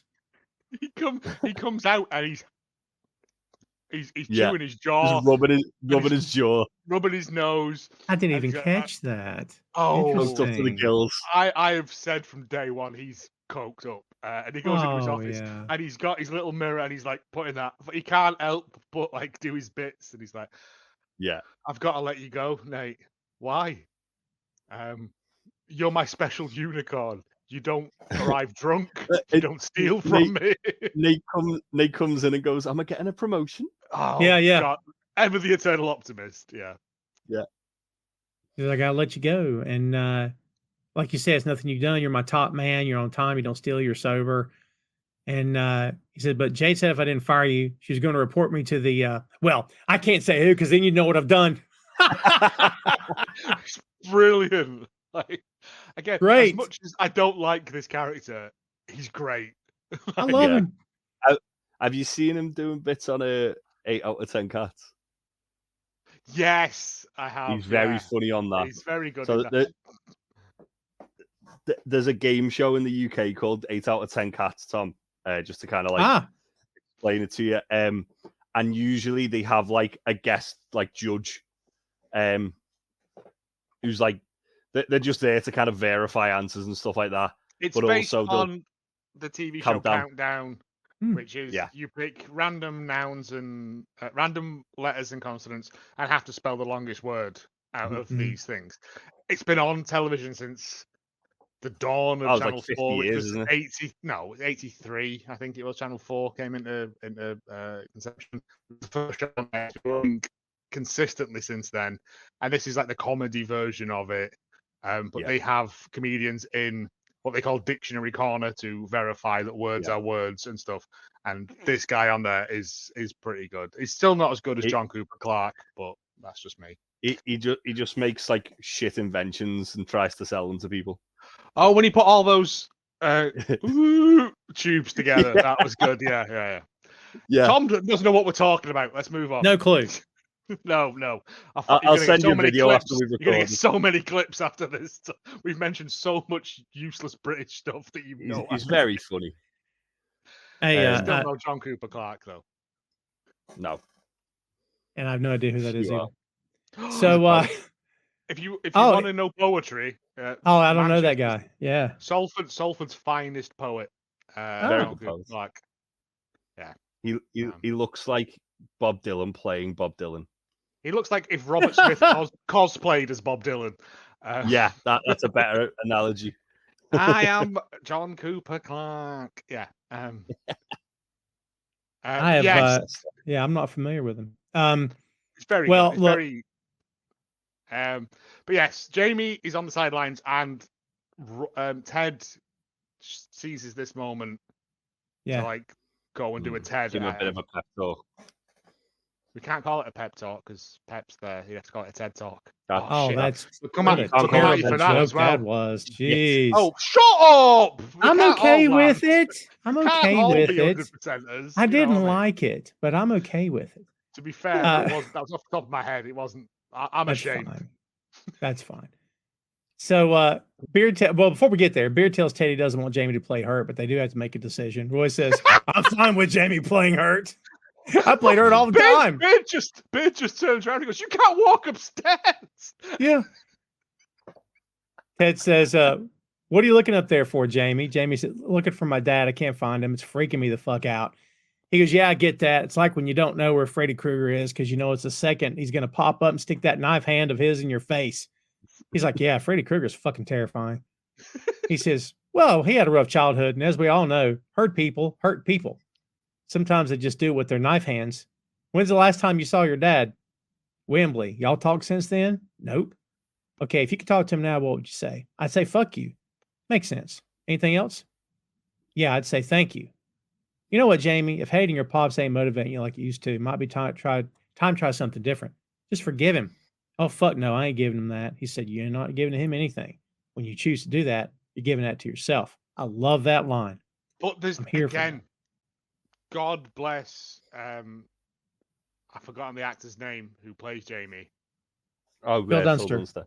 Phil Dunster. There's a look. He just kind of looks up, and there's just a flash of recognition across, and it's a really beautiful, subtle thing And he's like, "Oh God, I'm being taught against my will again." He's right. Mhm. And he's like, "Are you okay?" And he puts his boot back on. I also love the fact that just the Freddy Krueger bit, like, it's just, he's got knife hands. He has got knife hands. Yeah. As Jamie he gets should. up, goes back because apparently you have to wait for a breaking play. You can't just run on, which I guess is Yeah. fair. So basically, if the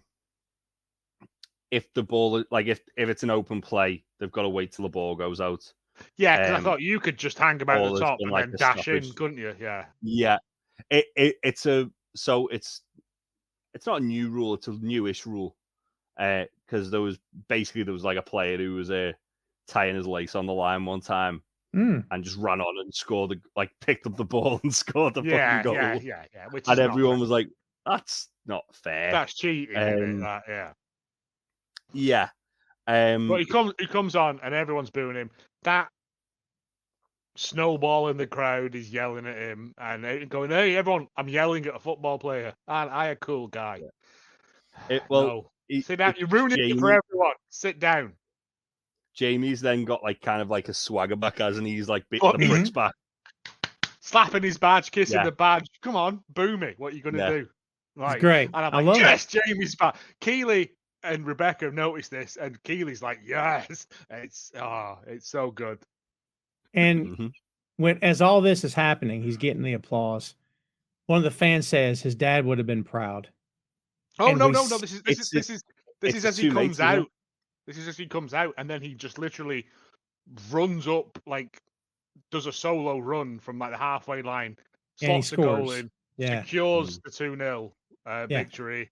Van Damme, I think, saves another one, and then that's when we get they start applauding him, and they're like, "Fair play!" I love the way that it's shot when Jamie scores the goal as well, because it would have been an amazing goal, but the fact that you can see his reaction when he takes the shot and realizes it goes in is so cool.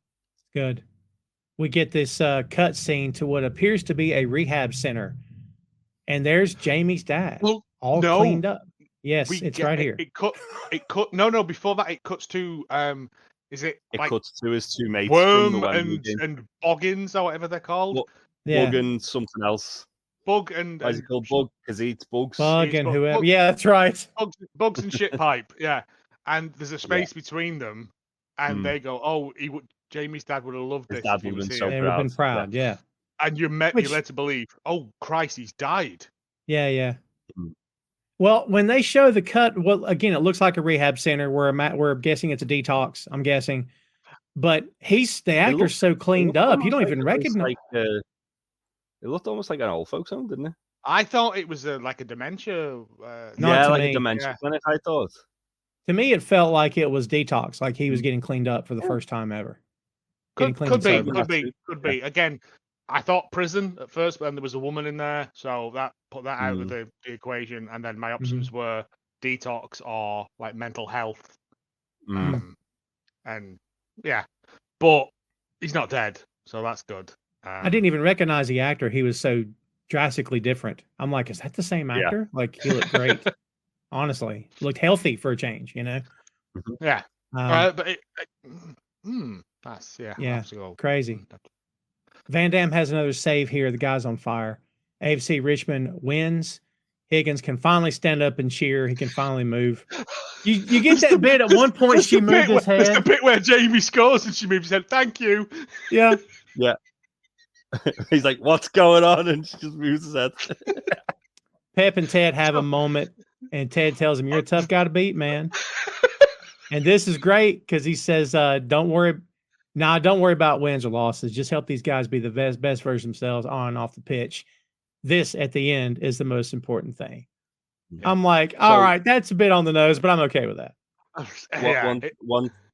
One thing we did just kind of gloss over there as well is after the goal, Ted takes Jamie off and he gets a standing ovation. Yeah, that's right. Yeah, it's a late substitution.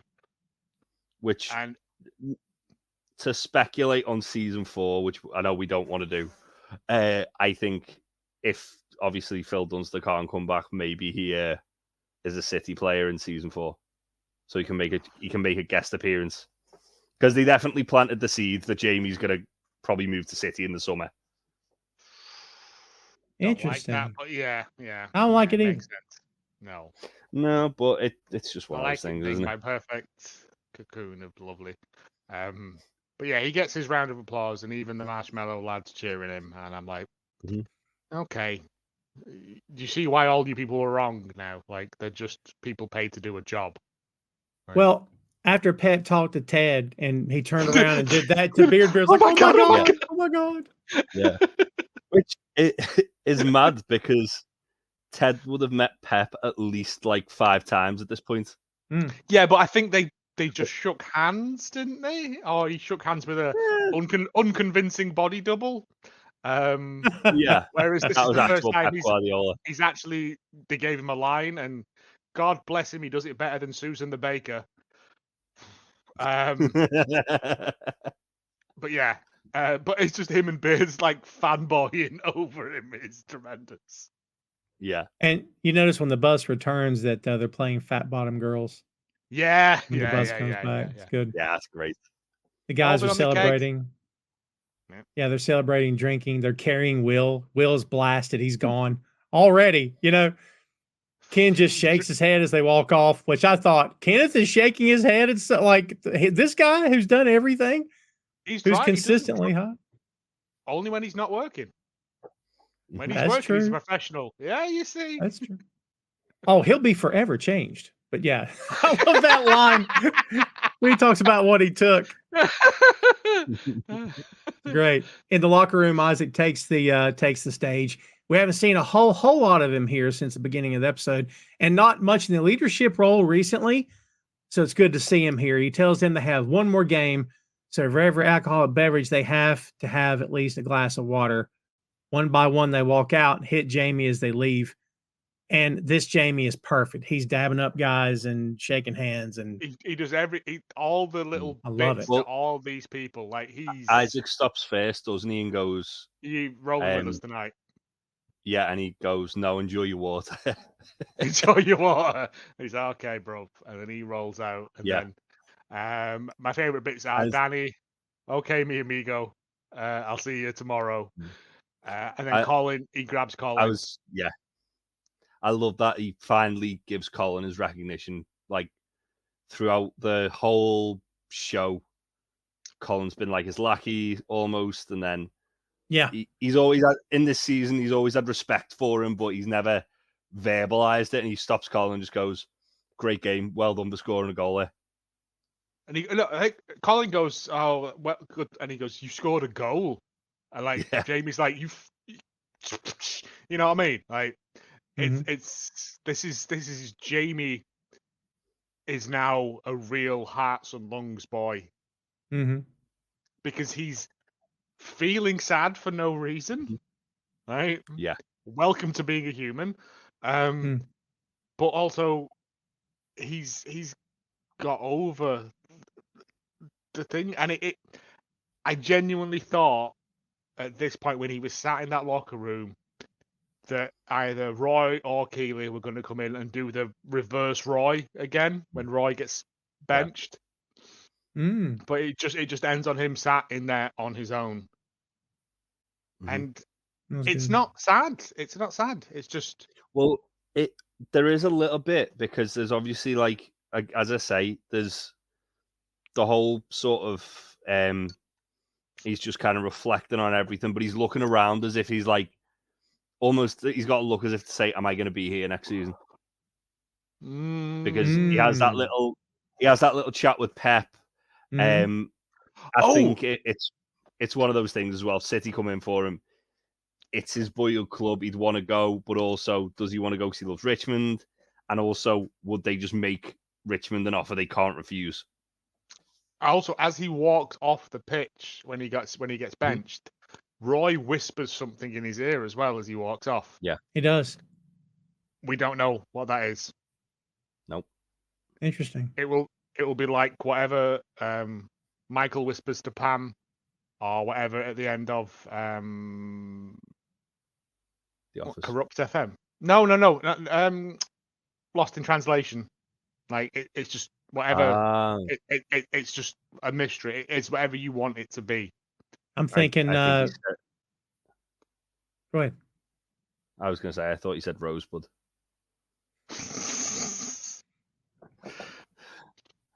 That's. I was going to say season 4 of Ted Lasso. So, Jay, he just goes, "I am your father, Luke." Yeah. oh, I fuck your mum. Yeah. Behind the bins near the big wimpy. Yeah. Beard's going to leave and tells Ted he'll see him later for karaoke. He goes, "I will, of course, sign us up for Islands in the Stream, but I'm calling dibs on Dolly." Yep. Ted says he can't go. He's having dinner with his mom. He then calls Beard over to the laptop. And at the laptop, he shows him the video, the night that Nate ripped the sign up. He says, "I don't know if you've watched the whole thing. Look, after we came in, Nate had to hide under my desk here for like 3 whole hours. We were all whooping and hollering and celebrating. And then once we all split, he thought it was in the clear, and boom, cleaning crew shows up. Oh man, that's another 2 hours under that desk. Well, after they leave, he crawls out. His legs just got to be jelly. He can barely stand. Look at this. He goes back to check the doors, but they're all locked. Oh man, that son of a gun had to climb out the window and just to get out of the building." He says, "I don't know about you, Coach, but I hope that either all of us or none of us are judged by the actions of our weakest moments, but rather by the strength we show when and if we're ever given a second chance. All right, have fun tonight, Coach." And I'm thinking, you asshole, like, you know what you did. Oh, he's deliberately done it. Yeah. Because as soon as he shows him that footage, Beard's face sets into that thing. Yeah. And not wanting to be Johnny Continuity, but Nate would have been found under that desk because Ted goes into that office immediately after that game and sits down. In the earlier episode, he does. Yeah, that's right. But it doesn't matter because it's TV.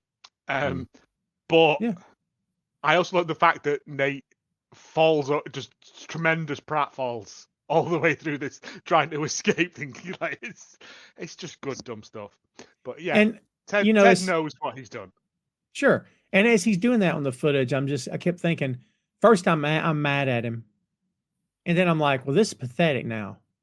And then like, you can tell by his body language, is he regretting it? Maybe not. But like, he's being forced to sit there after he did it and just hang out. Of your actions. Exactly. Well, yeah, like that's the thing as well. Obviously, like when Nate actually gets to West Ham and we see him for the first time in this season, he's a very different Nate to what we see the very end of last season.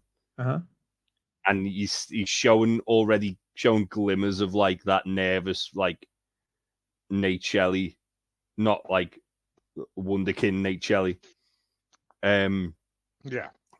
And it's almost as if obviously he's been stuck under that desk for like 5-6 hours. He's had time to think about it and reflect. Yeah. And there's also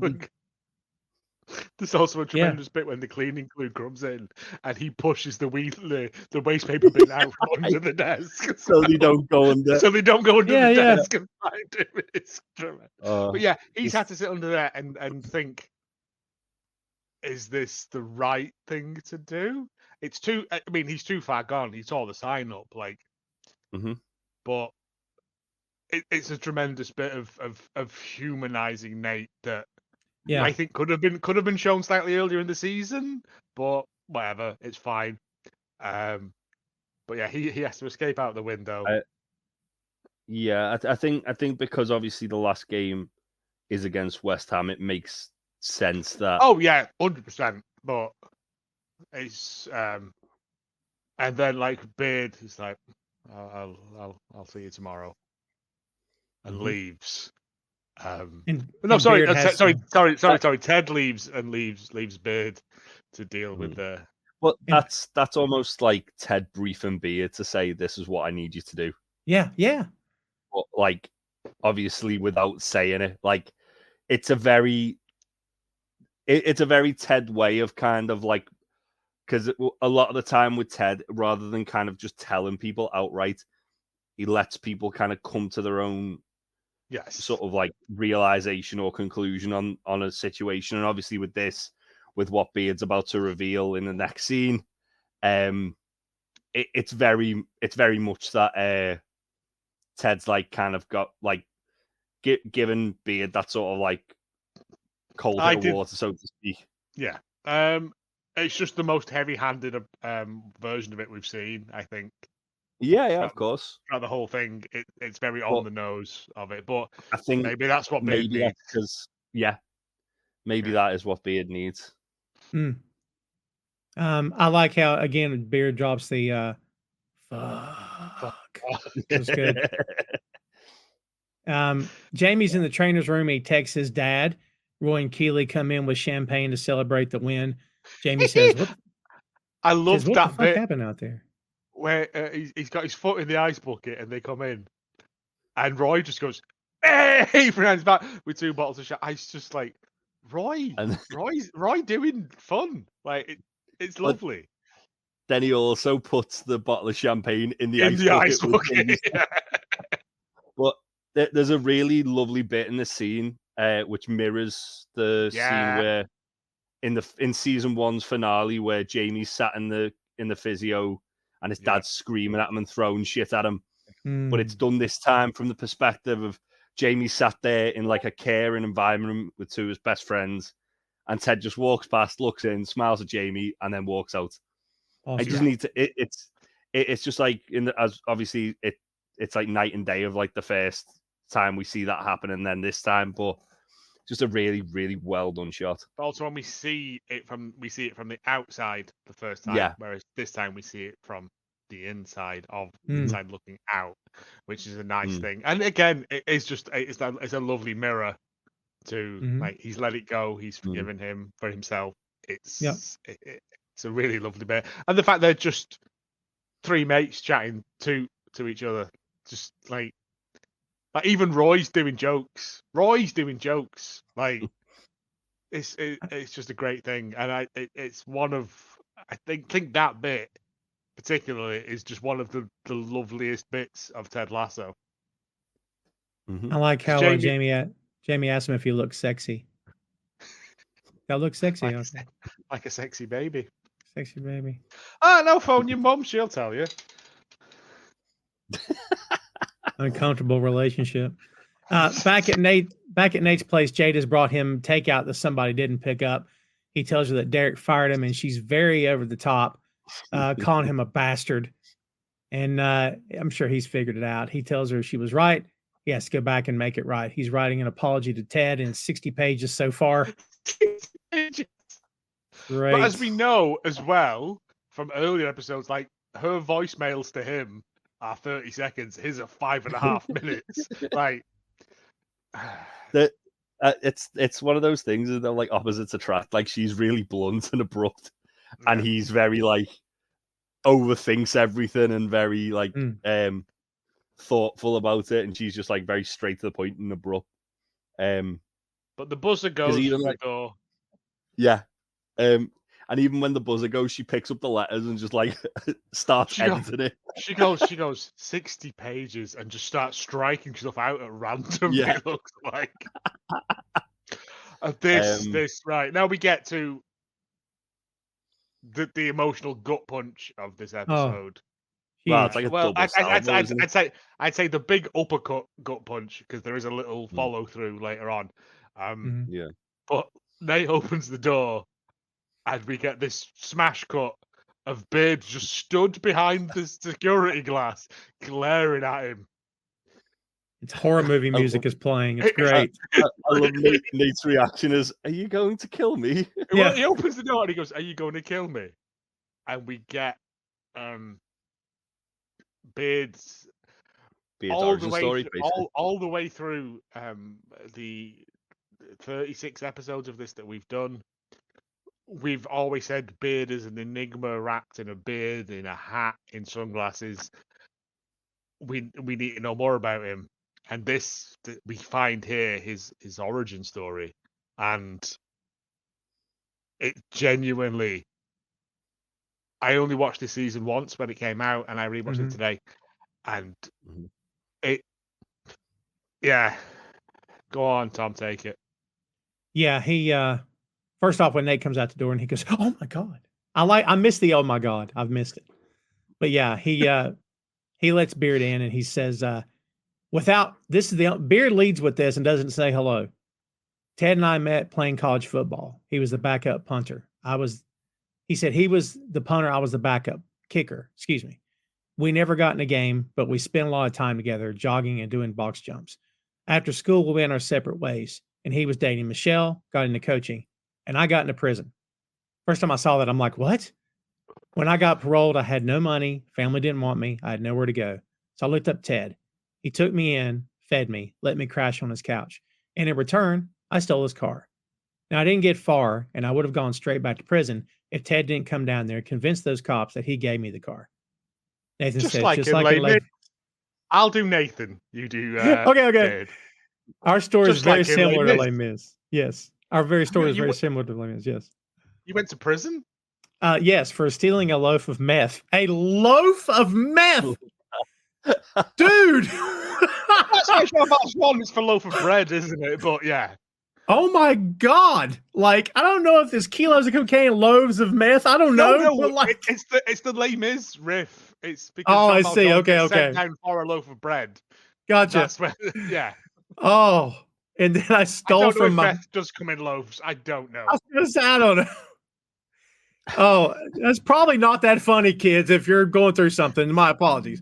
And then I stole from my friend who forgave me. And he sighed after that and gave me a job and a life. So to honor that, I forgive you. I offer you a job and the life part's up to you. And Nate says, don't you want to headbutt me or something to make you feel better? And he turns his hat around and he goes in slowly and just does. Oh my God. If that doesn't make you cry, nothing will. Lovely. Monday, Oh. 10 a.m. And then he hugs him. Yeah. And it is just that thing of, oh, fuck, Beard, man. Like, he's a real person. yeah. I mean, my note here is, God, this is fucking show, man. Weepy through the whole thing. That was my note. So, yeah. Because when we were rewatching it, my wife went, why was Beard in prison? I was like, watch it for 30 more seconds. Jesus Christ. It's Ted Lasso stuff is explained. Nothing's left hanging. Like, everything is for a reason, as we've always said. But it is just Beard has to do for Nate what Ted did for him. Mm-hmm. And as we've said a million times, what is this show about? Redemption, friendship, being the best version of you that you can be. Yeah. And Beard's the final piece of that puzzle for Nate as well. Like, but also kind of for Beard, like Ted getting Beard to forgive Nate it's what Nate needs to come back to the club. It's what Beard needs to kind of like be the man that Ted's like knows he can be. Yeah. If Ted had have said to Nate, gone to him and said, I want you back, ooh baby, Nate would have gone, but it wouldn't have been right because there would have been that animosity with Beard. Yeah. Because Beard is the one he hurt the most. Beard was the one who stood up for Nate. Beard was the one who gave him that shot. Mm-hmm. Yeah. We don't have to spend 30 minutes on this because I realized we could, but I just made the connection in my head of when he went to bring Jamie back, he didn't tell Sam ahead of time. And he knew that of everybody on the team, Sam had the biggest problem with it, which is interesting. Also, he's also told Sam to be a goldfish. And it's Ted again. Ted like reinforcing his own advice that he's given Sam. Be a goldfish. Forget about all the other shit that's happened before and move forward. And to be fair, again, like with Sam, it's a lot more subtle than Beard coming to like this conclusion with this, because I feel like this part of this was shit. We've got 2 episodes. We need to fix this for the last episode. How dare you? Only part of it, but also like Sam, you see it gradually over time where Jamie's trying to be nice to Sam, and Sam's like, fuck you. And then eventually they're working as a team, and Sam's like, okay. And then Jamie's like one of the first people to support Sam in like some of the harder stuff earlier on. And that then obviously there's the captain thing where it's like almost like a friendly rivalry at this point. So I think there's similar but different. Yeah. Yeah. As I say, it all comes down to the advice Ted gave Sam in episode 1, be a goldfish. And he says it to Sam as well when Sam's angry about him bringing Jamie back. And he's like, give him a second chance, because that's, again, another theme throughout the show is redemption and second chances. And, like, basically, Jamie and Ted prove Sam right. Well, sorry, prove Sam wrong, that they're right, I should say. Well, we've got one more loose end to tie up, one more relationship to address before we take it home here shortly. And this is between Ted and his mom. And this is big. He comes back to his flat, and Dottie's congratulating him on the big win. I didn't know if you'd be in the mood for meatloaf or lasagna, so I made both. I'm happy. And then Ted just stops and says, Mom, what's wrong? Why are you here? And she's like, what do you mean? So, I mean, if you got something you need to say to me, I'd appreciate if you just went ahead and said it. She goes, oh, stop. I just want to spend my last night in London with my son and make sure everything was all right. He goes, yeah, well, okay. Thank you for cooking dinner, both of them. And fuck you for not wanting to talk. When I first saw this, I'm like, whoa. She's like, excuse me? You know Ted's angry because Ted's done a swear. Yeah, and it's the F word. Yeah, no cursing. It's multiple times. Oh, well, yeah. That's how you know that Ted's furious, because he reiterates this point. Also, it's one of the first times in the show where another character that's not Dr. Sharon or Rebecca have give Ted some sort of like not really give advice, but it's obviously Jamie said what he said to say to his dad, and Ted took that as like advice of, well, this is how I'm going to approach this with my mum. And it gets worse. Thank you for flying all the way here to come see me. And fuck you for not telling me you were coming. Thank you for all the small, silly little things you did for me as a kid, like hiding notes in my lunchbox or putting googly eyes on the fruit at the supermarket just to make me laugh. And fuck you for not working on yourself or seeking help after we lost Dad. And for not talking to me about it either. Just glossing over the whole thing and acting like everything was all right. She says, I'm sorry, I didn't know what to do, Ted, so I pretended I was okay. He goes, well, thank you for the apology. And fuck you for making me think I had to pretend to. She says, all right, I appreciate you sharing this with me. I just wish you hadn't carried around for so long. He goes, yeah, okay. And she says, all right, you're right. And I have something to say to you. Your son misses you. He says, I know. She goes, I miss him. She goes, I miss him too. And he starts crying. He says, like, I'm scared sometimes to just get close to that little boy. And she says, why? He says, because I know he's going to leave. And she says, oh, well, he goes, God, no, not like that. He says, and she's like, oh, all right. Well, this is the thing about being a parent. Sometimes you lose and sometimes you win. But most times you just tie. All we can do is just keep playing. Keep playing. I love it. And he says, right. And he says, thank you. And she says, fuck you. It's great. It's a tremendous bit of Ted's realizing that his dad messed him up, but his mum not acknowledging what happened at all and just continuing on as if nothing happened. It's so much worse. Yeah. Oh, yeah.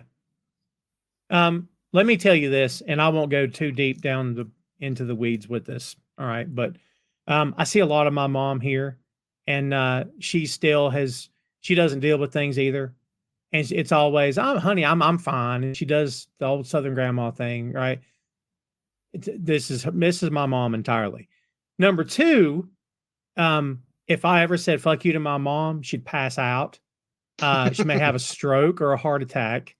I mean, I don't know if I've even raised my voice to my mom in anger. No, but it's that thing of this is how angry Ted is, and this is the only way he's going to get through to her. Yes, got to get her attention. Is by doing this, and after the beard thing and this straight into it. Yeah, because it is back-to-back scenes. It's just like, can we cut back to Danny Rojas eating a kebab, please? Jesus. Yeah, and he realizes what he did. He's like, I'm sorry about that. You know what? Let me make up to you. Why don't you take a seat and I'll serve you dinner for once, okay? She goes, this therapist might be doing you some good. He says, I'm going to leave her out of this. I'll wait till she hears about it. He says, you know what? He's back. Ted's back on the bits now. Yeah, yeah. He's made his peace with it. But again, it is that it refers back to that Philip Larkin thing from right at the start of the thing. Your parents are as fucked up as you are. Yeah. Right? Just in different ways. Where you get it from. It's not their fault. They tried to do the best by you that they could do. But they are human beings. They are flawed as well. Yeah. And it's all about forgiveness and redemption. We see Rebecca's place. Her doorbell rings and it's Bex. She needs some advice, and she has Mrs. Cakes, Rupert's assistant, with her. And without anything being said, you're like, oh, I think I know what happened. Oh, I don't think I know what happened. I know what happened. Because when she goes, we need to, can we come in? Who's we? And then she opens the door slightly wider. And I'm like, oh, take him down. I first thought she had the baby with her and they needed a place to stay. Yeah, that's what I thought. Yeah. And then when you see it's Mrs. Cakes, it's like, oh no, Rupert's like getting fucking cancelled. Oh, yeah, for sure. Down. Let's get this motherfucker. Yeah. Yeah. Let's it's just Rebecca's look of, come on, get in. Yeah.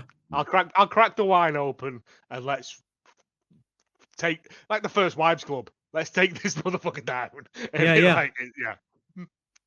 Ted wakes up to a note from his mom that reads, enjoy the sunflower seed bread, your favorite. Thank you, and just thank yous for a lovely time. We hear Fought and Lost featuring Brian May by Sam Ryder, which coincidentally was released the night before this episode aired. Oh. I didn't know that. Last bit of trivia here.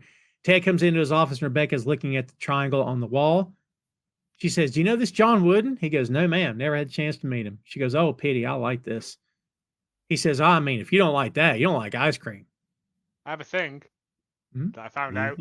John Wooden was known as the Wizard of Westwood. Furthermore, jabbing home the point of the Wizard of Ozness of There's No Place Like Home of this episode. You see. Well done.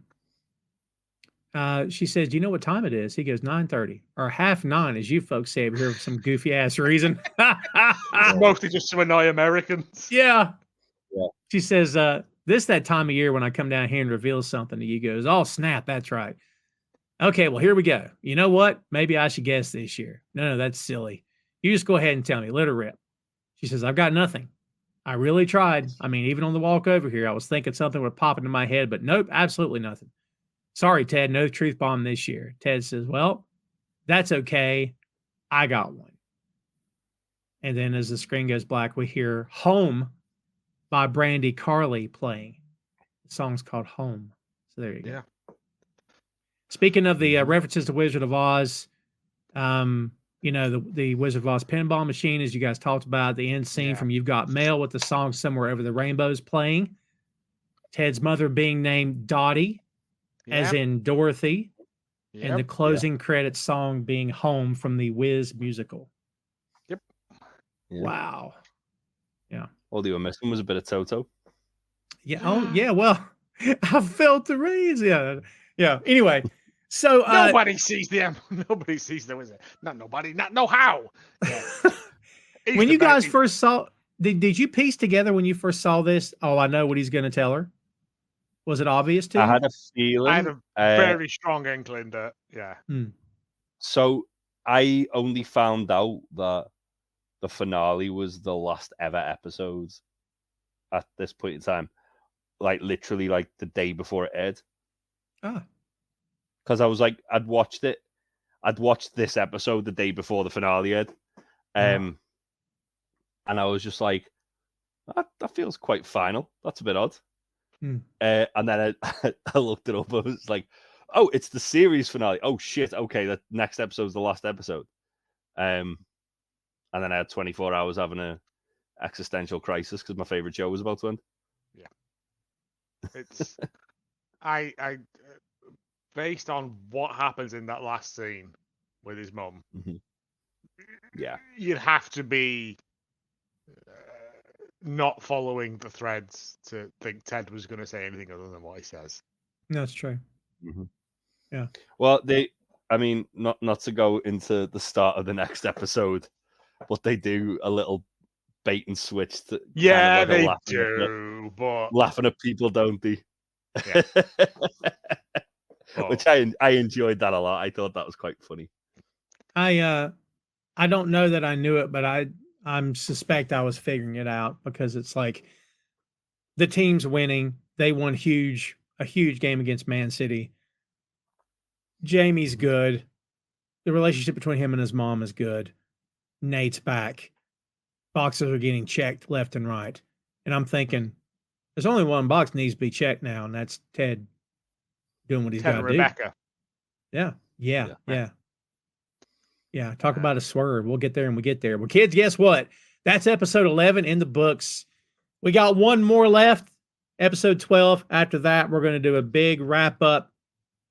We were calling it a series wrap up. I'm not going to call it that. I decided we're going to call it the season 3 wrap up because all signs point to yes for season 4. And if there's going to be a season 4 of this show, even if it's a spinoff not called Ted Lasso, we're doing it. So, yeah. Led Tasso. I want it to be Led Tasso. If it's not going to be Ho Jiggins and Lay Juff, by God, I want it to be Led Tasso. It's just like a cross of Ted Lasso and True Detective. It's just really fucking dark and gritty. It's real dark. It's real dark. We got to have McConaughey in there too. I don't know why, just to have him in there. So before we get out of here, let's see what you guys think. Joe, your biggest takeaways from this episode? This, as I've said before, it's a 3-act play. Everyone else's stories now are done. The only people left are Ted and Rebecca. Both of them at the end there. That last scene with them both symbolizes their relationship together. It's the last episode it's heartbreaking, but it's beautiful. And I think it ends exactly where it should end. This episode for me, just all the Mancunianness in it makes me so happy. The fact they did it when his mum sat on the couch just swearing, it's like that's just Manchester people. Yeah, that's just what we do. Right? it's lovely, but that's all the tertiary, all the secondary characters are done now. The last episode is just Ted's farewell. Farewell, because we don't know if he's going yet, but we do. We do, yeah. We've kind of all speculated what season 4 is going to be. He'll be involved, but if let's say there's 10 episodes in that show, whatever that show is going to be called, we might see him 3 times. But you know what I mean? I think he'll be sort of in the background, maybe not present, but Zoom call or FaceTime or just show up in the end. I don't know, but we can speculate on that when we've got a belly full of kebabs. Oh, there you go. Yeah, we're thinking about the season 3 rundown. So yeah. What we're gonna do. Chips. Or fish and chips. Yeah, whatever we can get our hands on. What we fancy. Yes. Jay, what do you think, buddy? I think this, as far as like this season goes, this is probably that last like 15 minutes is like the most emotional of the show. For me, I think that I say that I'm dreading watching the finale because I remember what I was like when I watched it. Yeah. I'm dreading it. Yeah. Yeah, but a lot, as I said at the top of the episode, a lot of this kind of like this episode, there's a ton of like Wizard of Oz parallels. It's all about like there's no place like home, and obviously the anxiety of going or getting home can sometimes be more than the actual, like, actually when you're there and realizing you're home. Yeah. But yeah, it's pretty much like highway to the danger zone now for the last episode, isn't it? Yeah. Yeah, I'm glad someone said it besides me. Like, doing the show has been a freaking blast, and I'm looking forward to a season 4 to do this again with you guys. But like, I am not looking forward to watching that last episode. I'm gonna tell you right now, No. At all. And like, that's why. But I think it'll be lifted to a degree because I know we're gonna get something happening soon in the future. At least maybe by the end of next year. But I doubt we get it that quick. But we'll see. I don't look at it like that. I'd look at it as this story is wrapped up, and yeah, that's fair. That's the story told, and that's I would rather do that than drag it out any further. Like, Yeah. it does exactly what it needs to do. It ends where it needs to end. If people are angry that it didn't end the way they wanted it to end, that's on you. Because if you have listened to all of this and followed us through it, you know our opinions on this, and you know that the ending is the right ending. Yeah.